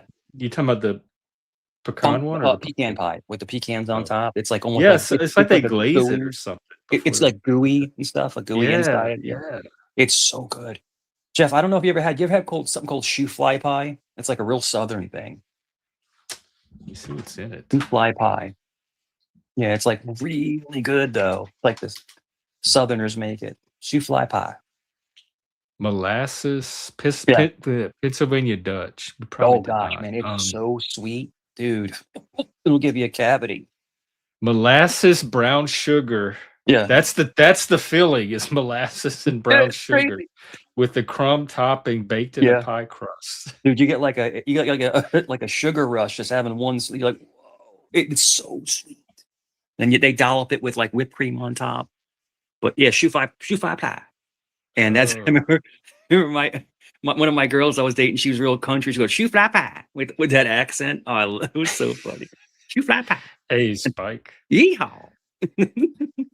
Yeah, I love Southern people, man. They're the best, man. They're so much fun to hang around with too. But they're wild though, man. So like true Southerners, like hillbillies. Yo, it's a wild time. You mean redneck? Rednecks, hillbillies. What else? Yeah, rednecks, hillbillies, and another thing is Jeff knows about this. The Cajun people. The Cajun people are wild as shit. The Coonasses. Yeah, we grew up very wild. Yeah, there's some wild ass people. That's what we did to entertain ours. Like, what's some wild fun thing we could do? I mean, you guys are gator hunting and shit, and garp, shooting garps with like bow and arrows and pulling them out of the river and shit. It's like, what the heck? Oh, boy, The I didn't do that. Well, I'm talking about like the real Cajuns. They get into the river and they're gator hunting and stuff. I told you about this, Jeff. That there was a show called Swamp People on A&E. You ever watch? Yeah, I used to watch it with what's his Oh. face, Troy Landry. Oh, Troy Landry. I care. Oh, Troy, the Loch Ness monster. Oh, Yeah, yeah. God, get the Loch Ness monster. Then there I was the love guy. him. Remember the guy with the overalls? There was like the guy. He was like he would make like peach cobbler on. They only on, had one in overalls. Yeah, he'd make peach cobbler and stuff. No, raspberry cobbler like on like coals, and he'd go pulling out like big old garp out of the freaking river and roasting them. It's like Carp or gar? I think it's called garp. I think it's gar. Is it garp? There was garfish, like alligator gar. Yeah, it's like a big garfish. Long, It's like a fish that's long. it's huge. Yeah, it looks like a barracuda. Gar. Yeah, and then they would hunt, they would get the deer and stuff, the venison and all kinds of stuff. Like Louisiana, man, you could literally live off the land and never have to go shopping if you had a hunt. We ate half the Yeah, stuff we ate came from. You can hunt, yeah. You can hunt. But my God, this is huge. yeah, look at that thing. There it is. Let's see, they pull it. Yeah. I remember snapping turtles. I don't. Oh we my had gar. Like that was more. Are they a deep sea thing? The people that had the No, big boats. they're in fresh like muddy waters there. Oh, but I do remember snapping turtles. That Yeah, and then caught the river. I was out in Tell us to Suffolk, stay away from them, not Virginia. touch them. Jeff, I was out in Suffolk, Virginia, and we saw on the side of the road a alligator snapping turtle. You ever seen one of the alligator snapping turtle where they look prehistoric, and they can actually take your finger off. I know they were some Yeah. of the scariest creatures They'll around. We take didn't your see them finger off, often. man, in a heartbeat. But their bite. But I was more worried. The turtles were more scary. I was more worried Yeah. about them than some their of bite the other PSI is creatures. like out of control. They snap. You They can hear snap. them snap. Yeah, and like people have lost fingers trying to mess with them. They really have. Thank you, Pat, for the money. Not for the troll, but for the money. Thank Yeah. you. I appreciate the channel support. Yeah, no problem. There you go. So what, you make $30? It's good. Good for you. And we're not even talking about anything. We're talking about Yeah, turtles. yeah. That's good for you. It just shows how like people are just, they want to give to the channel. That's great. It's fantastic. These. Yeah, so we Yeah. found one. So we found one on the side of the road. Yeah, like this one. Yeah, they That look looks like that. familiar. And I didn't want to pick the thing up, but we're like, we went up to it, right? And this is when I was like 19. I think I was like 19 because I was working for Stanley Steamer, and we just we're doing jobs in Suffolk, and and we pulled over, and I'm like, holy shit, look at this! And it's just sitting there on the side of the road, and I was like, yo, and the guy took a stick, like my helper took a stick and put it in its mouth, and it went like it just broke the stick in half. I was like, yo, this thing is gnarly as shit looking. And I was like, all right, let's get the fuck out of here. We just left the thing on the side of the road because I would love to take it home, put it in a pool or something, but no, but they live in like really muddy, marshy waters and shit. Yeah. It looks like Godzilla in a shell, right? It's I like guess kind of a little bit. looks like a dinosaur. Yeah. They're very prehistoric. But anyway, I don't mean to stop. Sorry to overtalk everybody. Go ahead, guys. And Sean, do you have any? No, Sean, that's you in have fact animal- keep talking because y'all Yeah. and Sean keep talking. I'm gonna go grab a refill. Sean, you have any alligator turtles over there in Ireland? The big craziest animal I've seen in my life was maybe a wild boar or maybe a tuna. I think We have that's we it. have- There's not many badass animals in Ireland. There's deer. Yeah. I'm a Yep. hunter. I've been hunting since I'm young, Sean. So we hunt a lot. And yes, wild boar they're freaking wild as shit, bro. They don't call them wild boar for nothing. And they're really hard to hunt because they're real fast and they're really aggressive. So they have a lot of places, especially in North Carolina. So I have family in North Carolina. There's a lot of hogs in North Carolina out in the woods. And they do these elaborate traps. I don't know if you've ever seen them before. It's like a big round cage. I don't know if you've ever seen it, Jeff. It's a round cage. And it's got a tripwire, so they'll put feed in the middle of the cage, and they'll go in the middle of the night because they usually eat at night, hunt at night, and they'll go into this cage, and then once they go in, you can hit a button and it drops, and then you catch them all the boars in that cage, and sometimes it's like 20 or 30 of them. You can look it up, Jeff, and then they go up and then they'll pop them. They'll take them out. And then they'll actually, a lot of people, well, all of us. Hey, before how are you with Kane? He's backstage. Who? Kane. It doesn't matter. I mean, it doesn't matter. There you go. All right. Well, we'll see how it goes. Because I'm gonna be eating here soon. I'm eating shortly anyway. I'm gonna be eating shortly. Okay. Welcome, Kane. So hey, what's up? I saw you guys So- showing turtles. I got all excited. Oh shit! You Oh, popped okay. out. Oh, Yo, I turtle. saw that video. Yo, Kane, I gotta say something to Kane. Kane, I saw that video of you in 111. That shit was hilarious, bro. It was great. I loved it. I loved it. It's off topic, Jeff, but I just wanted to say, Kane, that was actually, people are giving you crap about it, but I think that was beautifully mastered. It really was, because he needs that kind of exposure. He does. Well, that's a ringing endorsement. I'm just telling you, bro, what he did to me and you, I mean, he needed that. I'm sorry I wasn't there with you. Yeah, I'm not gonna talk about 111 until till the whole shit's over. Yeah, I just want to say Talk about it, I though. truly enjoyed it. I loved it. I was like, this is the best. So yeah, man. So hope you're doing good, man. So Oh yeah. What's up? Cool. Thinking about taking a vacation here soon. yeah. Oh, like going somewhere or just taking Yeah. time off? Probably go to the beach. I ain't been to the beach in like a few years. Nice. Come to Virginia Beach. Come hang out. Yeah, I probably will. It's like 4 hours away. Just watch out for the If team. I go takeovers, anywhere, man. that's where it's gonna be. Virginia Team Beach. takeovers. Yeah, Virginia Beach has gotten crappy though, man. So Virginia Beach has gotten so bad that Jeff and Kane, they actually have a curfew now. They shut it down at a certain time because so many teens were coming out and causing problems. Oh yeah, Dude. like a lot of public Yeah. beaches do. You Yeah. can't be in there 2 a.m. So it sucks because back in the day when I was young, we used to cruise the strip. Cruising, you just get in your car, pump your music, and go up and down the strip. And you're allowed to go up and down like 3 times. Then they would tell you to get out of What? here. They put a limit on it? Yeah, 3 times. What happens if you go up and down more than 3? You can get a Right, ticket. yeah. You can get a ticket for What? loitering. Oh my god! It's like a loitering ticket. You get 3. Oh.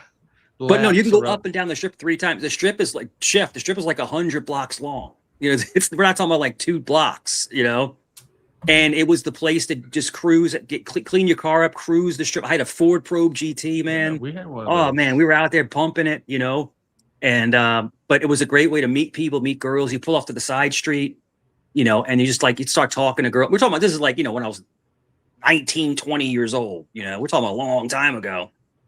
And it was great, man. The Virginia Beach oceanfront, the strip was the place to hang out. That was like the spot to hang out. And it was fun back then. It was innocent, It was everybody just hanging and chilling, Yeah, and then the Like- cars would stop and pull over in parking lots if you saw something. Yeah, new, pull over in you parking saw a lots. guy Everybody just going start hanging like, and out, but honk and everybody was pull chill. over. There was none of that nonsense crap. Everyone was just. I don't cool know. and I chill. got threatened to get beat up. a Well, no, few there times. was always pockets of nonsense, but I would say 90% was always just people just hanging out and having fun. Just kicking it. Everybody in jean shorts and drinking and driving. and fluorescent Yeah, the t-shirts, booty and shorts, just hanging out, wearing your Ray-Bans. It was Why you gotta moving keep 'em all in Chipotle line? parking lot. It was great. It was fantastic. You get hungry, you go to McDonald's or Wendy's, and it was or Taco Bell, and it was like McDonald's. $5 for your entire dinner. It was the best. It was the best of times. Less than man. fries. Well, I mean- got a question about current Yeah. times. The teen takeovers you were talking about. Say that you were still a cop now, Mike. How would you deal with those things? I couldn't even answer that, man. I was a conservative of the peace, so I mainly worked private security areas. I worked for the government. I had government contracts. All right. Well, what would you do if you were in charge of a building? And we worked neighborhoods. We actually worked entire neighborhoods. okay, So neighborhood then. literally, I Pretty mean, much the same only thing. being by myself, I wouldn't approach. I would just call the local PD, come in and help, Would you blow a whistle? So a whistle. I'm armed, bro. I have a gun. I have a shotgun in the car. I mean, I'm completely Wait, armed. so wait, hold up. Though. Yeah. So you say you're not okay. So you're. Hold on. You said the entire neighborhood. Yeah, they would You contract said- us to protect entire neighborhoods, housing divisions. Shoot, we would do private events. We would do all kinds of stuff. Yeah, I guess I just don't understand though. yeah. If So, you in would other just words- call the cops, then basically it's like a Yeah. patrol. It's like a community watch, Like basically. a security guard. No, a sworn officer. I was actually sworn. You're We sworn. looked it up that time. It's something specific to Virginia. Yeah, because they're the Conservative. piece. It's a real You're a thing. sworn officer. You are, but you don't work for the Yeah, it city. is a real thing. But the city contracts you. The city contracts you to work in different locations. Like I used to work the juvenile hall center. I used to work social services properties. We worked the courthouse, back up the sheriffs. So yeah, but like I said, if you're asking me if there was like 15, like it's like 100 teens dancing and going crazy, I'm not going to approach them. How You know, often I'm does not that happen out there? It happens. It happens occasionally. Occasionally. Yeah, it does. Oh shit, what is it? 4:35. That's But no, wild. everything I'm telling you is it's right on spot. Yeah, and it was so long ago. No body cams, no tasers, but we had, of course, OC spray. We had, of course, a firearm. OC spray. So yeah. you don't have an Ma- opinion mace. of how you think police should handle it? I don't know. I Wait, what was can't the even- original handle? What I missed the Yeah, original. I don't know. Probably Those shut team it down. takeovers. You Those got to team flood it. You got to takeovers. flood this. So basically, the best way to do it is you do general orders. So you have to have you get on the mic. Basically, some cars have mics. Basically, I think all cars now have the microphones now, and you're given a lawful order to disperse, or they're subject to arrest.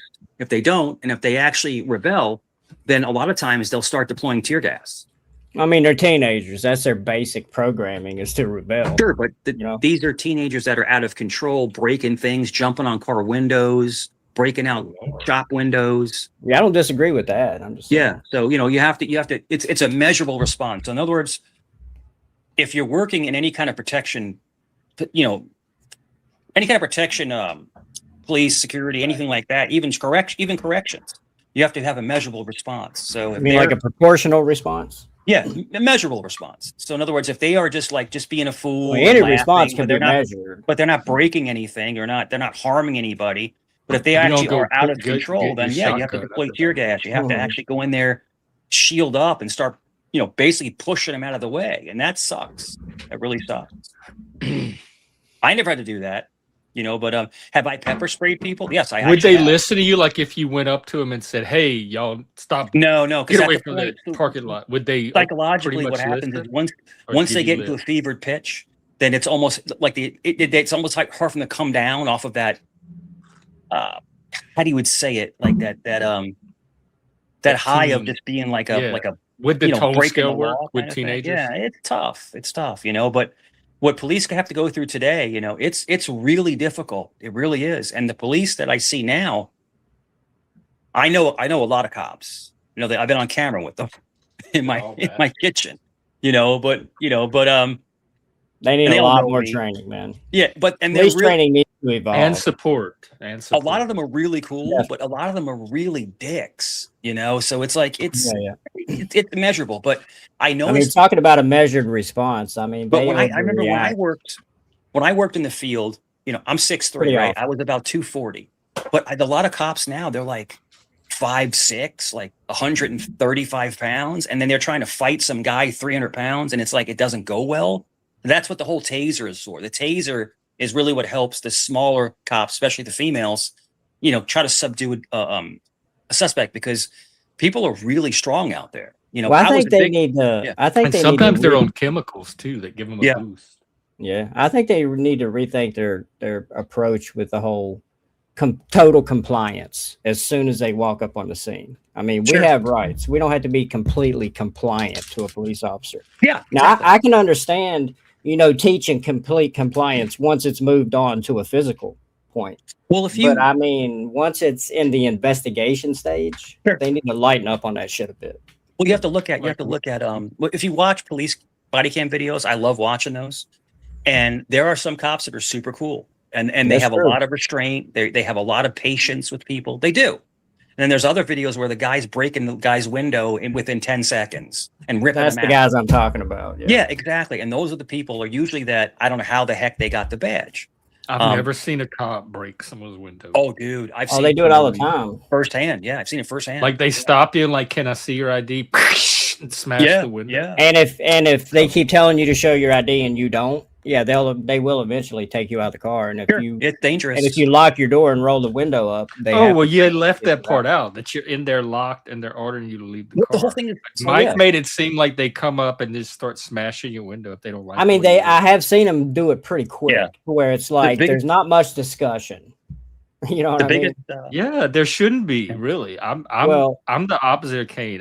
I'm all for compliance with cops. The biggest. So you don't like having your rights as a citizen? Because I mean, How you should how see did some you of the get that? things. I didn't I see know. it. I'm just saying because you should see some of the things that some police do when they Yeah, roll it was up. on the crazy. scene. Like what? They- and like what? And don't they already have some kind of accountability process for the abuses?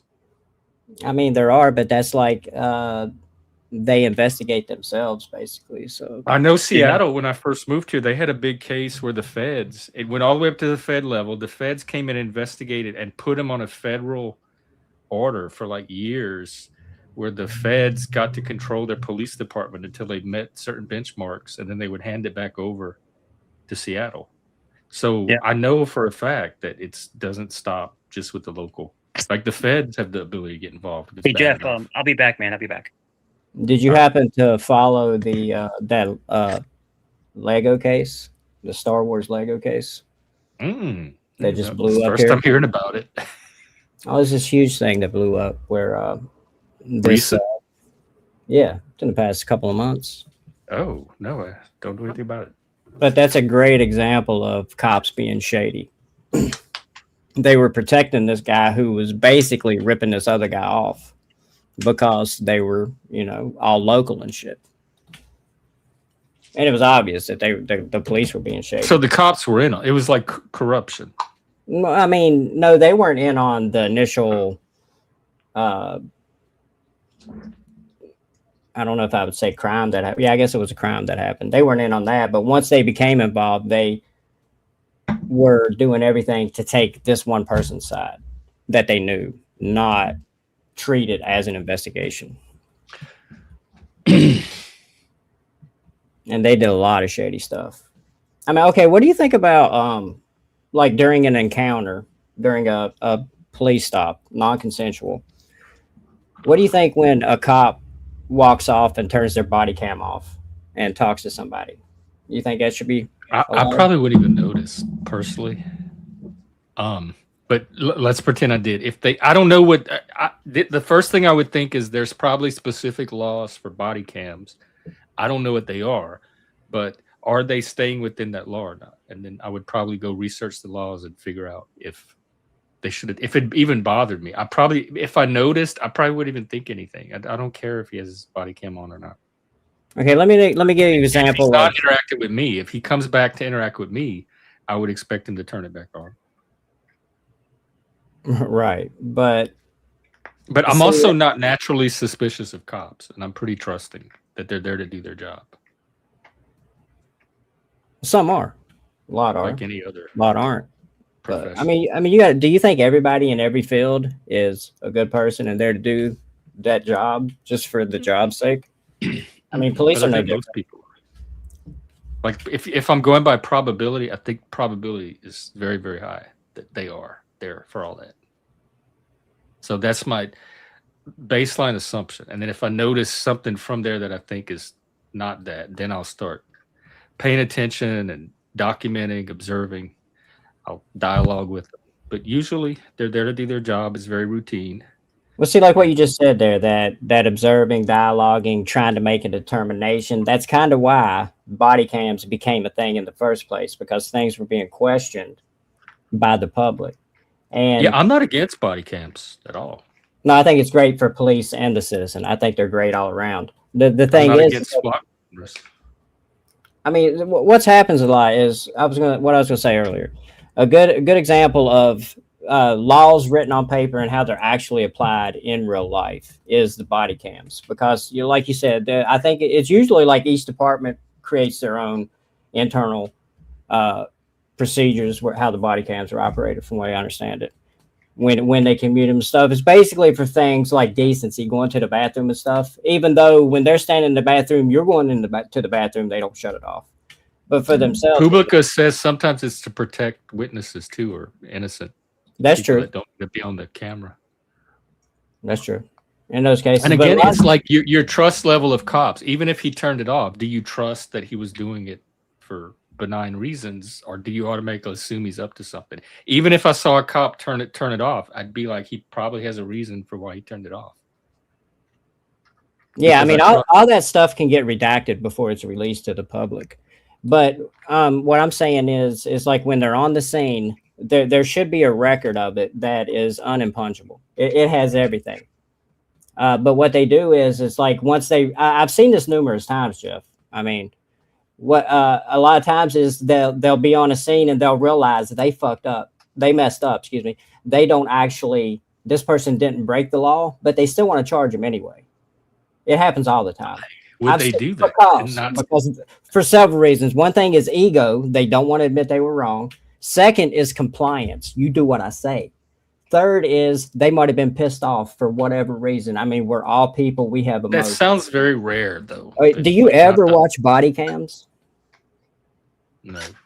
That's the problem. Like every now and then, I'll like be watching a YouTube video and a cop will be. Well, so you don't have a realistic perspective of it. Then. Like some of the Karen's out of control. I watch a little bit of those. Yeah, those are hilarious. Well, see, they're always in the wrong in those situations, though, almost every time. You know what I mean? Because they're spurting. Like I don't know why an ordinary cop would even want to make that kind of trouble for themselves. Of I got this one wrong, but let me pretend like I didn't and do all this fudging, and they're probably going to catch people it are different, anyway. Jeff. Once People they do start examining it, it's just not worth. Let me just say, sorry, my bad. Go on your way, ma'am. Hey, Jeff. People do all kinds of things. I can't understand why they do them. Do they do it as the norm, or are those the exceptions? I'm not claiming this is the norm. I'm saying it happens a lot, but it's not the normal. No, I don't think in the normal interaction they're doing that. I'm talking about when they mess up. It happens too often. What happens is like they try to cover up. Yeah, I don't. Well, that's like a form of corruption, I guess. And exactly, I don't. It is. Yeah. If I were a cop. I think it better not allow you to cover up. It would not. It like at any job. If I fucked up at a normal job and I tried to, I'm not talking about Jeff. I would be like, this. I shouldn't be doing this. And if I'm probably going to get caught, this is a big risk. I bet you would, but I mean, I'm not talking about Jeff as a cop. Take yourself out of Jeff being a cop. I'm talking about other cops being cops, not Jeff being a cop. Well, how does it change things? Because nobody else is Jeff.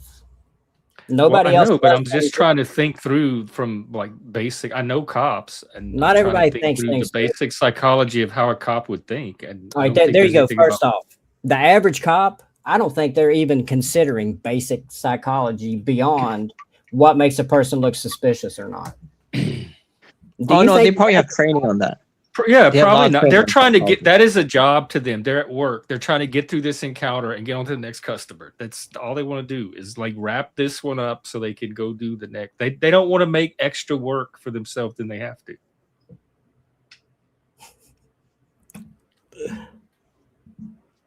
And I don't think they want to take unnecessary risk either. My advice. I mean, most cops are like they see something suspicious, they stop somebody, they ask questions, they might check an ID, and then whether it escalates from there depends on many factors. But I don't think it's their intention to go in and have a situation blow up or to do and I heard it don't even have to be. It don't even have to be. It's what they do. It's what many cops have been caught doing after it blows up.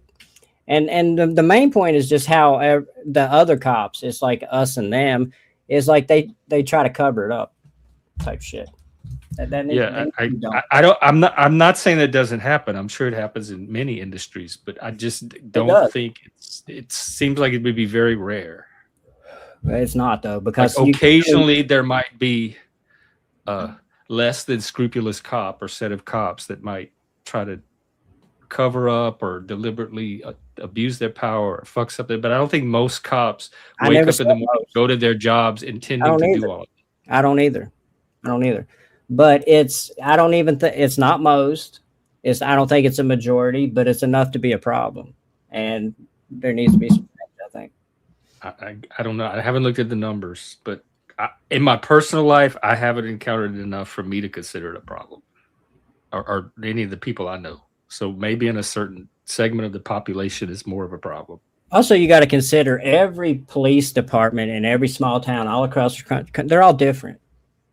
There's no uniform standard. I mean, you got these people, you got local customs, you got this and that. I mean, there's just all kinds of corruption, and it's not just Also, police. Don't act like it's just growing up police. in Louisiana, it was just there was a certain amount of corruption that was just known and tolerated. Like it was known that there was the police were not 100%. So we grew up like not expecting 100% purity from our officials in the first place. There's always gonna be some little gray area at the edge where a little bit of that stuff's gonna happen. Yeah, I mean that is true. No, I'm not really speaking against. I mean, I support police, no doubt. I'm just thinking, I think they need better training, and before they even get to bad, maybe some mentors. I think they need better support as well. Like they have very stressful jobs. I don't think they get any mental health or peer support or anything. No, mental health is frowned upon within the organization. No, I think they need. That's another bad like thing. mental health peers that can support cops. Up here they started using the cop social workers too, and they send a social worker out with the cop, and they're dressed just like a cop except their vest says social workers. Their cop it says police social worker. From what I see, the bad thing about the mental health of officers is like when incidents happen and they're told to, or they are having trouble dealing with it and they go to get some help. It's kind of like a mark against them. It's that's the thing that I think should change. Yeah, because it's not a mark against you, bro. If it shows that they're actually. I think it should be like willing to move past it. Yeah, like hey, but because they're on the front lines of trauma every day, they're exposing themselves to stressors that the rest of us may never have to face. Yeah. Oh, no doubt. So, where are you at? Well, I'm just out. I'm out for a walk. I do my walk. Okay. Yeah, I'm gonna do a walk and then I'll eat dinner. Okay. Yeah, man. It's what time is it there? Let's see. Like almost 5. Right about almost 5 o'clock. Wow. Yeah, so it's simmering now. Once I get back from the walk, we'll have dinner. But no, it's a paradigm that it's interesting. Like when you work within law enforcement, even though you have these rights and these powers, like I said, a lot of cops they take it too far. And I'll give you a great story. And this is for the archives. So I usually work solo. If I work, Sean was going to say something. I usually work solo, but sometimes they would team us up together. There'd be 2 of us. You have a partner, and I remember. My partner that I was working with, he was a lieutenant. And so, I'm a corporal, he's a lieutenant. So I have to listen to him. He's this ranking guy, and he was a fucking maniac. Like the guy was nuts. And he would like jump out of the car and pull his gun. Like, what the fuck are you? Just because guys were hanging outside. I'm like, whoa, dude, you're gonna get me killed. So it's so funny how the adage of good cop, bad cop, it's really true. Their officers are just really, really nice people. And there's nutbags. I can't remember his last name, but I remember that he moved to Virginia for, I don't know what it was, but he used to be a Chicago cop in Chicago. So when he got hired on, they automatically made him a lieutenant. But he was, I remember him just like putting my life in danger like multiple nights, trying to like, it's just me and him jumping out like on like 15 people, like, like what the, so yeah, I was uncomfortable working with that guy. And I asked very nicely to the company, I was like, yo, you gotta put me with somebody else. I can't. And then they put me with a woman. Did he end up lasting or what happened to him? Yeah, so they put me with a woman, right? They put me with a woman, and she was horrible, dude. She like didn't even want to get out of she just wanted to sit in the car and shit. It's like, yeah. And we had a fight one time. We had a fight in the social services building, right in Norfolk, right off of Granby Street. We had an actual fight. We had to physically remove somebody that was intoxicated. You and the girl had a And fight? she just sitting there watching me. It's like, are you going to do anything? It's crazy, man. It's crazy shit. I look at some of the videos of like the NYPD. They're like 300 pounds. They're not gonna chase anybody down. So the whole thing, what I'm trying to say is the standards for hiring police officers has lowered so much. Mike, well, the Supreme Court now said they can use IQ as to rule out the smart ones, so they don't have to hire smart people anymore. I mean, it's just like, you know, they just, if you have a high school diploma and you can pass a simple physical, then good luck, you're a cop now. Here you go. That's what I'm saying. That's exactly what I'm talking about, man. But back in the day, you had to really, really, really, you know, like be exemplary, you know, to wear that badge back in the day. You know, go ahead. I'm sorry to cut you off. No, you go. Another thing, Jeff, is that it's like when now this is common in police work. Since there's not a lot of police, I'm kind of sympathetic, but still, it's not acceptable. Somebody will do something that it merits them losing their job, so they either get fired or they let them resign, and then they just move along to the next police station. They get fired there. I mean, serial bad police officers just moving from one police. Why would a new police take somebody? I wouldn't want somebody like that. Well, for one thing, they need police, and second of all, a lot of times they just don't know about it because it's not announced. There's not like a registry or anything. It's like if you get fired for this job here, I mean, you move to a different state or whatever and get a job as police. They don't reference check and like tell us about your past job. Why'd you leave? Like all the other jobs. You just have to look into it, Jeff. Well, so they're either lying to get the job, or you're saying like they keep it quiet about the network itself that's letting. I mean, hold on, let me refresh this case I was just watching. Hold on. It happened. Something happened to where he ended up. He messed up so bad, you know. They're to avoid a lawsuit, they let him go, or they let him resign instead of getting disciplined. And you know, he just moves along to a new fucking. But the new people didn't know. That's what's weird to me is they wouldn't do their research. Either they don't know or they don't care. One of the two. It's probably a combination of both. They need police. You know, there's not a lot of people. Yeah, I was gonna say that too. A lot of times I think it's just whoever's willing to do the job. Yeah, I mean, like I said, I can be sympathetic in that regard. Is that they're understaffed and shit, but. Yeah, that's what happened with Vegas. That's how I ended up teaching because they started the school year with not enough teachers. They had empty classrooms and they were so desperate for teachers that they lowered the qualifications to become a sub. And I was able to get in under the new qualifications because they were so desperate. And so they were able to fill their classrooms, and lucky they got me, but they were able to fill their classrooms, but it wasn't with teachers that had formal teacher training or anything like that. Yeah. Okay, here's this case. So this was a disabled man. He had some problems, not getting around. But basically, all he didn't do any type of drugs or nothing. All he did was go to this karaoke. That's all he did, fucking karaoke every night. So he's walking back home late, and this cop just starts following him. And he's like, what the hell? You know, I mean, because he's walking through a parking lot, and the cop's just right behind him, like not even in the lane and shit. So he kind of takes off running. And then then he keeps walking. Did he know it was a cop? Like he ran from a cop? Yeah. That's suspicious right there. Well, they did it to him several times. And yeah, the cop keeps following him until finally he cuts across the road. And then he's in his parking lot where he lives. And so then the cop pulls up and detains him. And then he won't show him his ID, so he ends up slamming him to the ground, putting him in handcuffs, all this shit. and he says you didn't use an authorized crosswalk when you crossed it. So that's what justified the entire thing, and he was going to arrest this guy. I think they did arrest him. They took him in. He was detained, all this shit. But it turns out that there was no fucking crosswalk.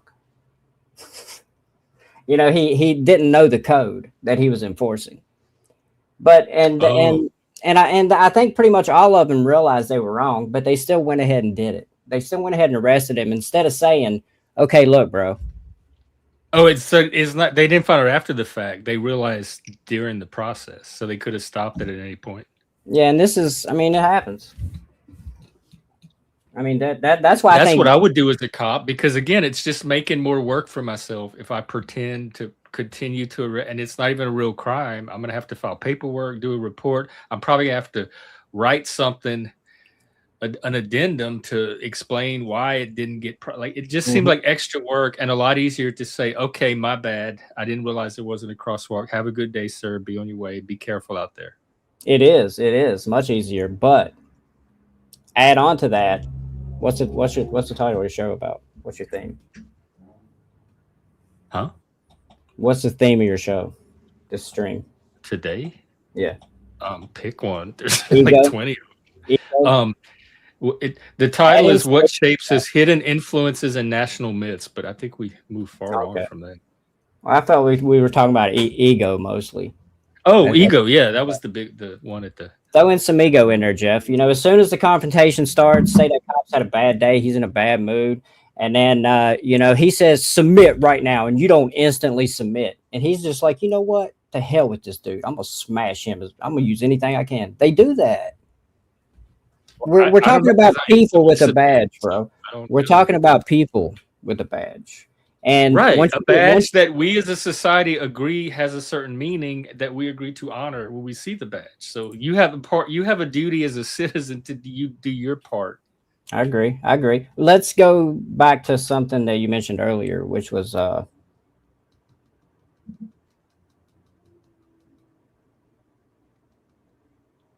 totally went blank. Fuck.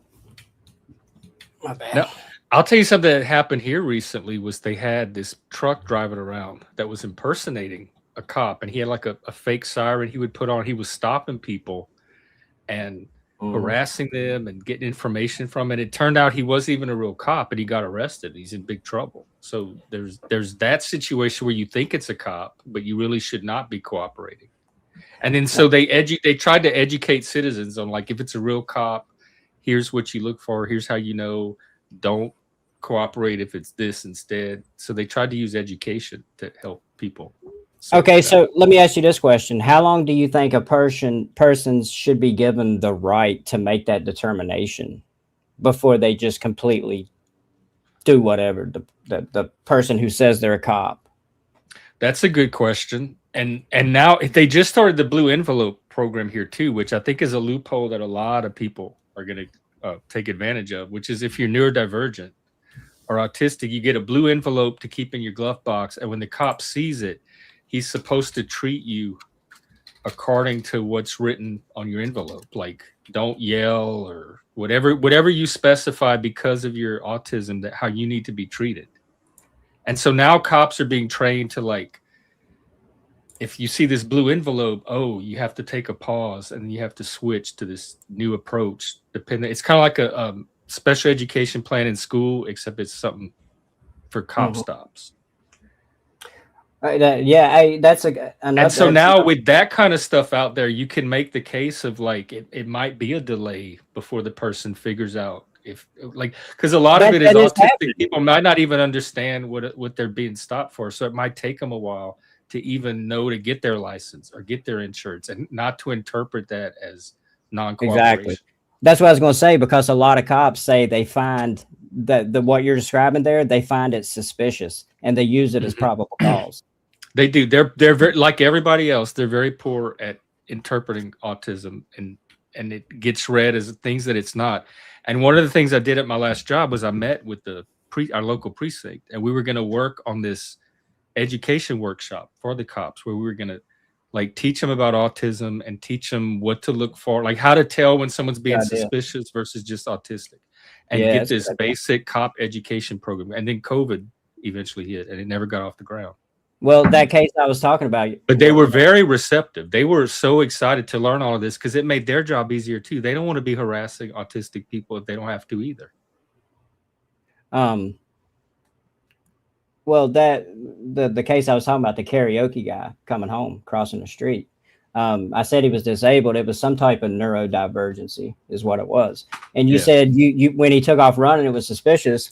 Well, once the cop talked to the guy, he came to find out that he had been followed a dozen times, and he saw the cop and he was tired of it, and he didn't know what. He just ran. It wasn't like it wasn't. We do probably because he looks suspicious. Because we do. I get followed. I get He's followed like, I around. seen you follow stores. me. I was like, I took off, bro. Why? Were you, I seen somebody follow me.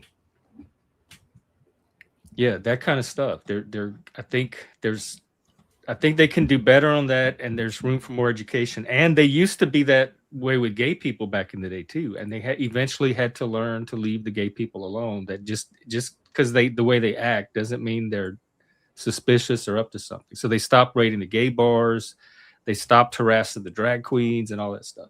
So cops are educable, but someone has to provide that education. Yeah.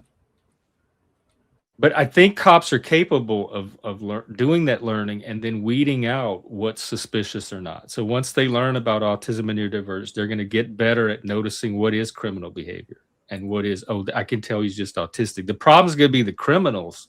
They're going to take advantage of, oh, I'm autistic, or use the blue envelope when they don't really need it.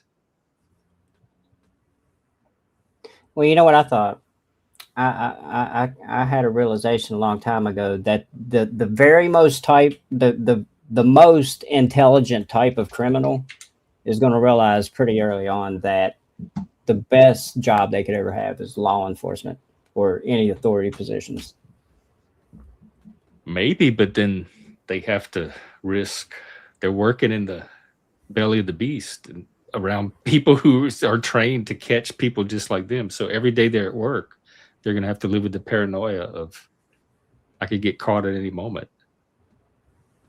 But a lot of criminals like that risk, like the more of a challenge. Find a few like minds. Get to a point where you can set policy. But again, even if that's the case, I think that's rare. I don't think that's the normal. Like maybe once. I don't think the normal person has a criminal mindset. I don't think the normal person has a criminal mindset. Where I've seen it is corporations. At the top of corporations is where I see the narcissism and the sociopathy. It's almost a requirement to survive at that level. The police force is a corporation. Well, I mean, like the tech corporations, the finance, the actual big corporations. Because even the cop force, there's some public influence over it and public accountability. So I think it's harder to embed yourself, and it's not a profit driven environment either, like these big high profit corporations, these multinational corporations, where you have to be very cutthroat to survive at the top. Oh, it's insane. Or even to get there. But as far as I can trace the police force back to its foundings in the United States, the very first instances of police forces were used by I think it was the governments to force people into war and script their soldiers into war. You talking about like back in the caveman days? No, back in the United States. Oh, in the early days. Because police have been around for. They had them in the Shakespeare days. The Romans had guards and centurions, and so the idea of right, but is law that enforcement? Did they show up to crimes on the streets and shit? I don't know. It was a little different. Yeah, they had guards and shit. Did they have investigators? Like, did they solve murders and shit? I don't know. I'm sure if there was a murder, somebody would try to figure out what happened. I mean, I don't know. I imagine they had something. Like they just like leave dead bodies around and say, "Oh well, somebody killed somebody." It'll work. Back in the day, it used to be like a monetary thing. It's like you hit somebody, you pay 10 whatever. Some of the first laws is crazy. They had courts. They had a lot of our political like democracy and our political like dialogue and speak came out of like being able to present your case to the people in front of the courts and have it judged. No doubt. But I mean, every society is different. I don't think But I don't know. I'm a little skeptical, and I haven't looked into it, but I'm a little skeptical that the police suddenly, like, we didn't have any police at all, and they suddenly appeared specifically because they needed to conscript people into the military, and then eventually ended up taking all the other law enforcement duties that a society would need. Actually, I think that military example happened over in Europe. It was the first example of it ever happening. Oh no, that was actually that was houses being marked, which led to never mind. Yeah, they started numbering houses so they could conscript. I might have got that one muddled. Yeah, that's what it was. They conscripted houses, or they numbered houses. Well, I know we have in the conscript. Constitution we specifically passed the law of you don't have to quarter soldiers. Yeah, because of that practice. Well, this weren't like they were conscripting their houses. That ain't what I mean. It was they numbered their houses so they knew who was living where. So when it came to the drafts, they knew where to go to get somebody to conscript them into the war. But before that, they didn't have any cops. No, I messed it up. That was addresses. That's when they started numbering houses over in Europe. Oh, like it wasn't for mail; it was for the draft. Yeah, it was for the draft. How did they get their mail? I think it's just the mail would be at a town store, and people would come in and get it. They wouldn't bring it to your house. You'd have to go like pick up the mail. Yeah, you had to go get it. Oh yeah, that's what we growing up. We had a post office. We had to go pick it up from. Yeah, my bad. I got those two stories confused. That was they started numbering all the houses. This it was a queen somewhere over in Europe. It wasn't the UK. It wasn't England. I don't think. It was like I think it's the first case of houses being numbered. Then after that, they started numbering all the houses. And Santa needs to know where to drop off all the presents. Yeah. No, the other one was, what was it? Oh, I think it was, when police forces started to crop up I think it was like the Northeast in these like union towns and stuff. And it's mostly like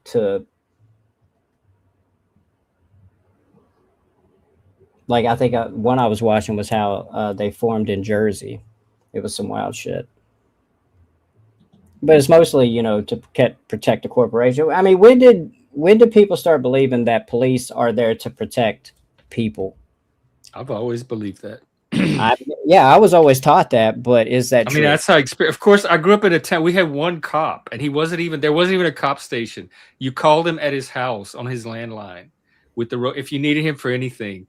And I think the only time I ever called him was when I locked my keys out of the car, and he had a tool that could come and unlock. And so I called him at his house. Hello, yeah, hi, I'm so and so. I'm at my grandfather's house. I'm locked in. All right, I'll go take a look. That was the cop. Yeah, like a small town.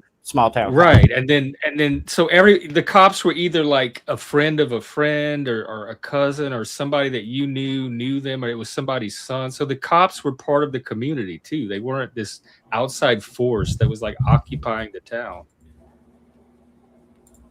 In fact, one of my friends growing up in the city we lived in, her uncle was the chief of police. And so anytime we got stopped, we would like throw her name out, like, oh, do you know so-and-so, or I'm here visiting so-and-so. And when they'd hear her last name, they would know, and they would like start treating us differently.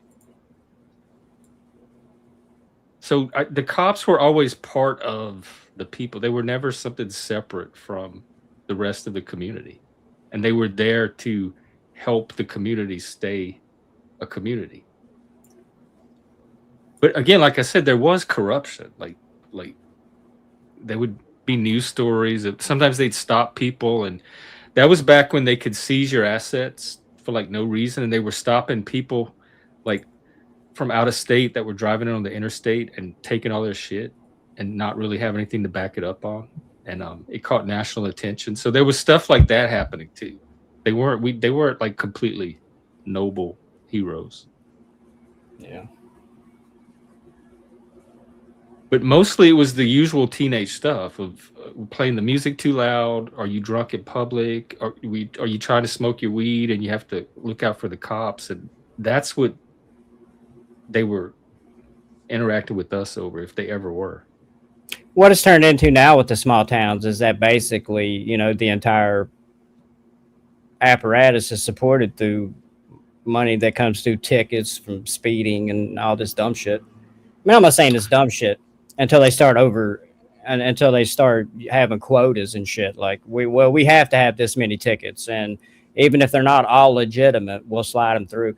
I was just watching this thing where there seems to be some phenomenon on the rise where a lot of people are getting charged with DUIs that aren't actually impaired. I thought they had to like have a number attached with the. I mean, detector device. What if they refuse? What if they refuse a breathalyzer? I don't know what the rules about that are. There was this one case. This kid was completely sober, but he was like nervous and shit. So he did act like he was mumbling. He was just, you know, not a loud talker. They took it all as him being impaired, but he was like an athlete, and he fucking. I mean, he sat there counted to like 45 on one leg without even swaying type shit. I mean, he passed everything flawlessly. And they're like, well, I don't think he's drunk. I don't think he's impaired, but he can fight it in court. That's a lot of their attitude. If we're wrong, he can just fight it in court. Well, then if they're making that judgment call, it's because it's working. Like that, whatever happens when they bump it to court, somebody else is taking the load. Yeah, the state or the DA or whatever. It's so if no one's telling them, hey, department. don't you need to have like a breathalyzer evidence or something if you're going to file this. Otherwise, don't file them if you don't have anything to show that they were drunk. But no one's telling them that, so they can just bump it down the road and let someone else determine it. Hey, that's kind of how this entire society's built. Everybody just bumping it down the road, and everything overlaps. There's accountability. There are, because I used to be an ombuds. Most organizations, public and private, have some kind of accountability process or mechanism. It's knowing how to use it effectively and advocacy. Like most people don't take the initiative to advocate for themselves to even get what they're trying to get from the system. But for those that do, it is possible. It does work. There are ways to navigate that process to get some kind of resolution. Yeah, a lot of times it boils down to getting a lawyer. Yeah, but not all the time. Like I'm saying, there's other, like on the customer service side, or the consumer side, there's other pathways that don't involve law. Sometimes it comes down to just who can afford to throw to. And now with social media, everybody has a voice and a platform. Everyone can get their story out there now. Hmm. So I think the common person is more empowered than they ever were, even doubt. in situations like this. No, the common man is more empowered than ever before in history, I would say. Well, and complaining more than ever in history too, from what I hear on this thing. So, like, I just wish they would tap into all that new power and use it. Sup, Untrackable?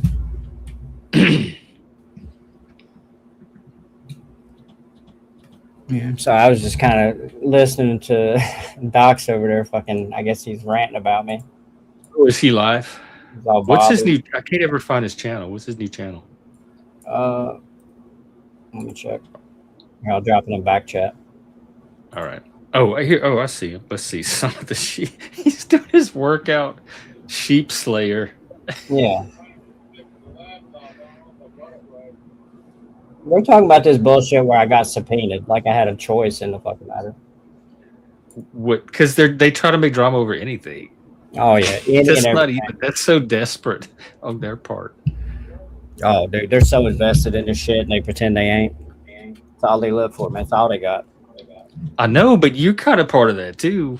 I'm definitely part of it. Yeah, it was kind of fun for a while.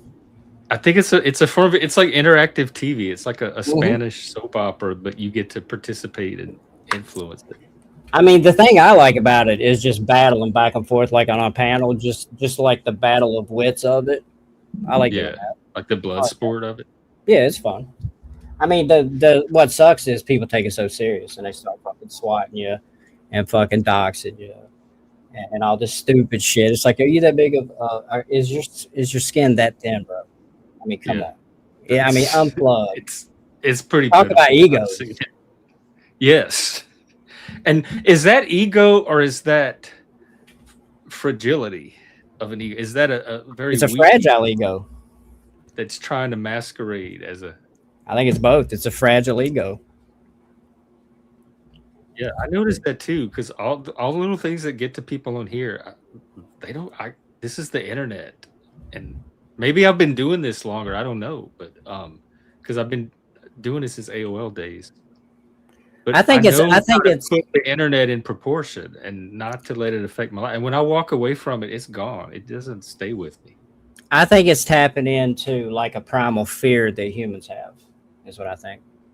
Of You what? know, okay, so I mean, this might happen to you, it might not. It happens to different degrees to different people. But have you ever stood in front of a crowd and it's like maybe your flight or fight triggers a little bit. You focus that all these eyes are on you, expecting something, and it kind of makes things off a little bit.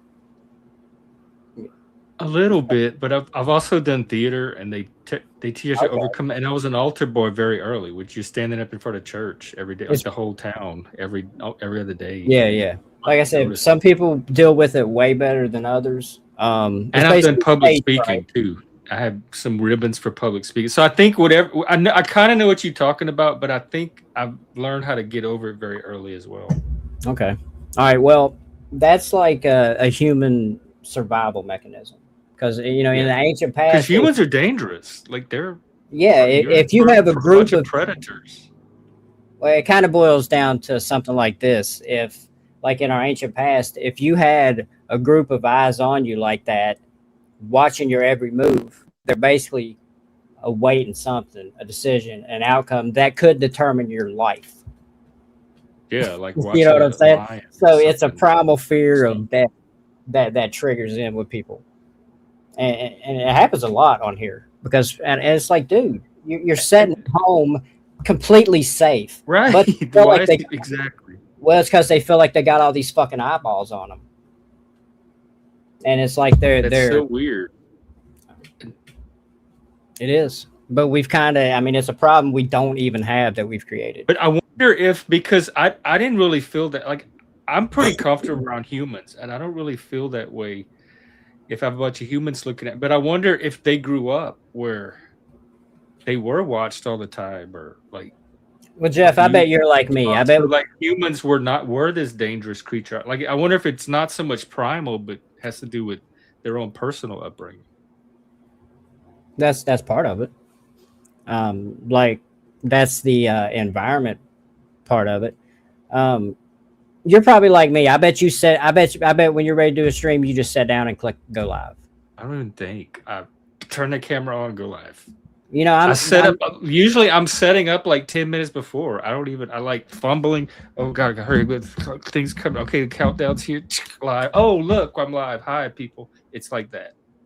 Well, some people are so nervous, so afraid to click that go live button. They go through like 10, 20, 30-minute relaxation rituals and all kinds of shit.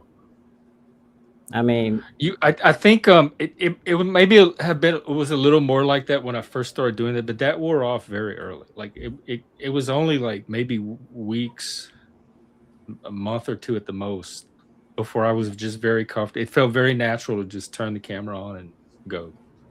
So there might have been a little of that at the very beginning because it was just a new medium. But there's also another thing to think about. You know how I said that when you have all those eyes on you, it could be life or death. And we've kind of brought it to here to where people feel like they have all these eyes on them. Well, I mean, you really do have those eyes on you. I mean, all those eyes, they are people, and they can and you reach have out. eyes you don't even know are watching too. Exactly, and they can reach out and touch you. Just like, I mean, it's not immediate, like they're in your immediate vicinity, like it used to be, but it is still there to a degree. I mean, I think that's Yeah. why they freeze up and shit. And if they're like if they grew up where people actually did reach out and touch you when there was conflict, I didn't. So if someone like has a problem with me, I don't automatically assume it's going to get physical. But if that's their Right. pattern, then I can see why that instinct would be active all the time. Yeah. I mean, usually, I mean, just. And then you add in the chemicals too, because I think a lot of it is they're not at their normal baseline state either. I mean, you can't even control a crowd now, really. I mean, look at like what Mike was talking about with those teen takeovers and shit. Those things are wild, man. I mean, if they start breaking, we had them back home, and we did them ourselves growing up. So like, when I see them, I just like that's just part of life. That's just what. Yeah, I don't think it's a big deal unless they start hurting people. I don't think it's a big deal unless they start hurting people or breaking. When they start gang banging, when the pops go off and all that stuff, then it gets, or the bottles start smashing. But if they're just out there laughing and drinking and thumping music, I'm like, that's just a American rite of passage. Yeah, I agree. All right, Jeff, I'm gonna bounce, man. I got some stuff to do. I appreciate you letting me up today. It's good talking to you. Yeah, thanks for coming up. I think it's a good talk. Hey, anytime, bub. Interesting topic. I'll wait the next one. Take care, bub. Okay, well, I'll be out tomorrow, same time. Take care. Later. All right, folks. Anybody else? Otherwise, I'm gonna wind it down. And yep, I'll be out tomorrow, 3:00 East Coast, noon o'clock on the West Coast. All right, see everybody then.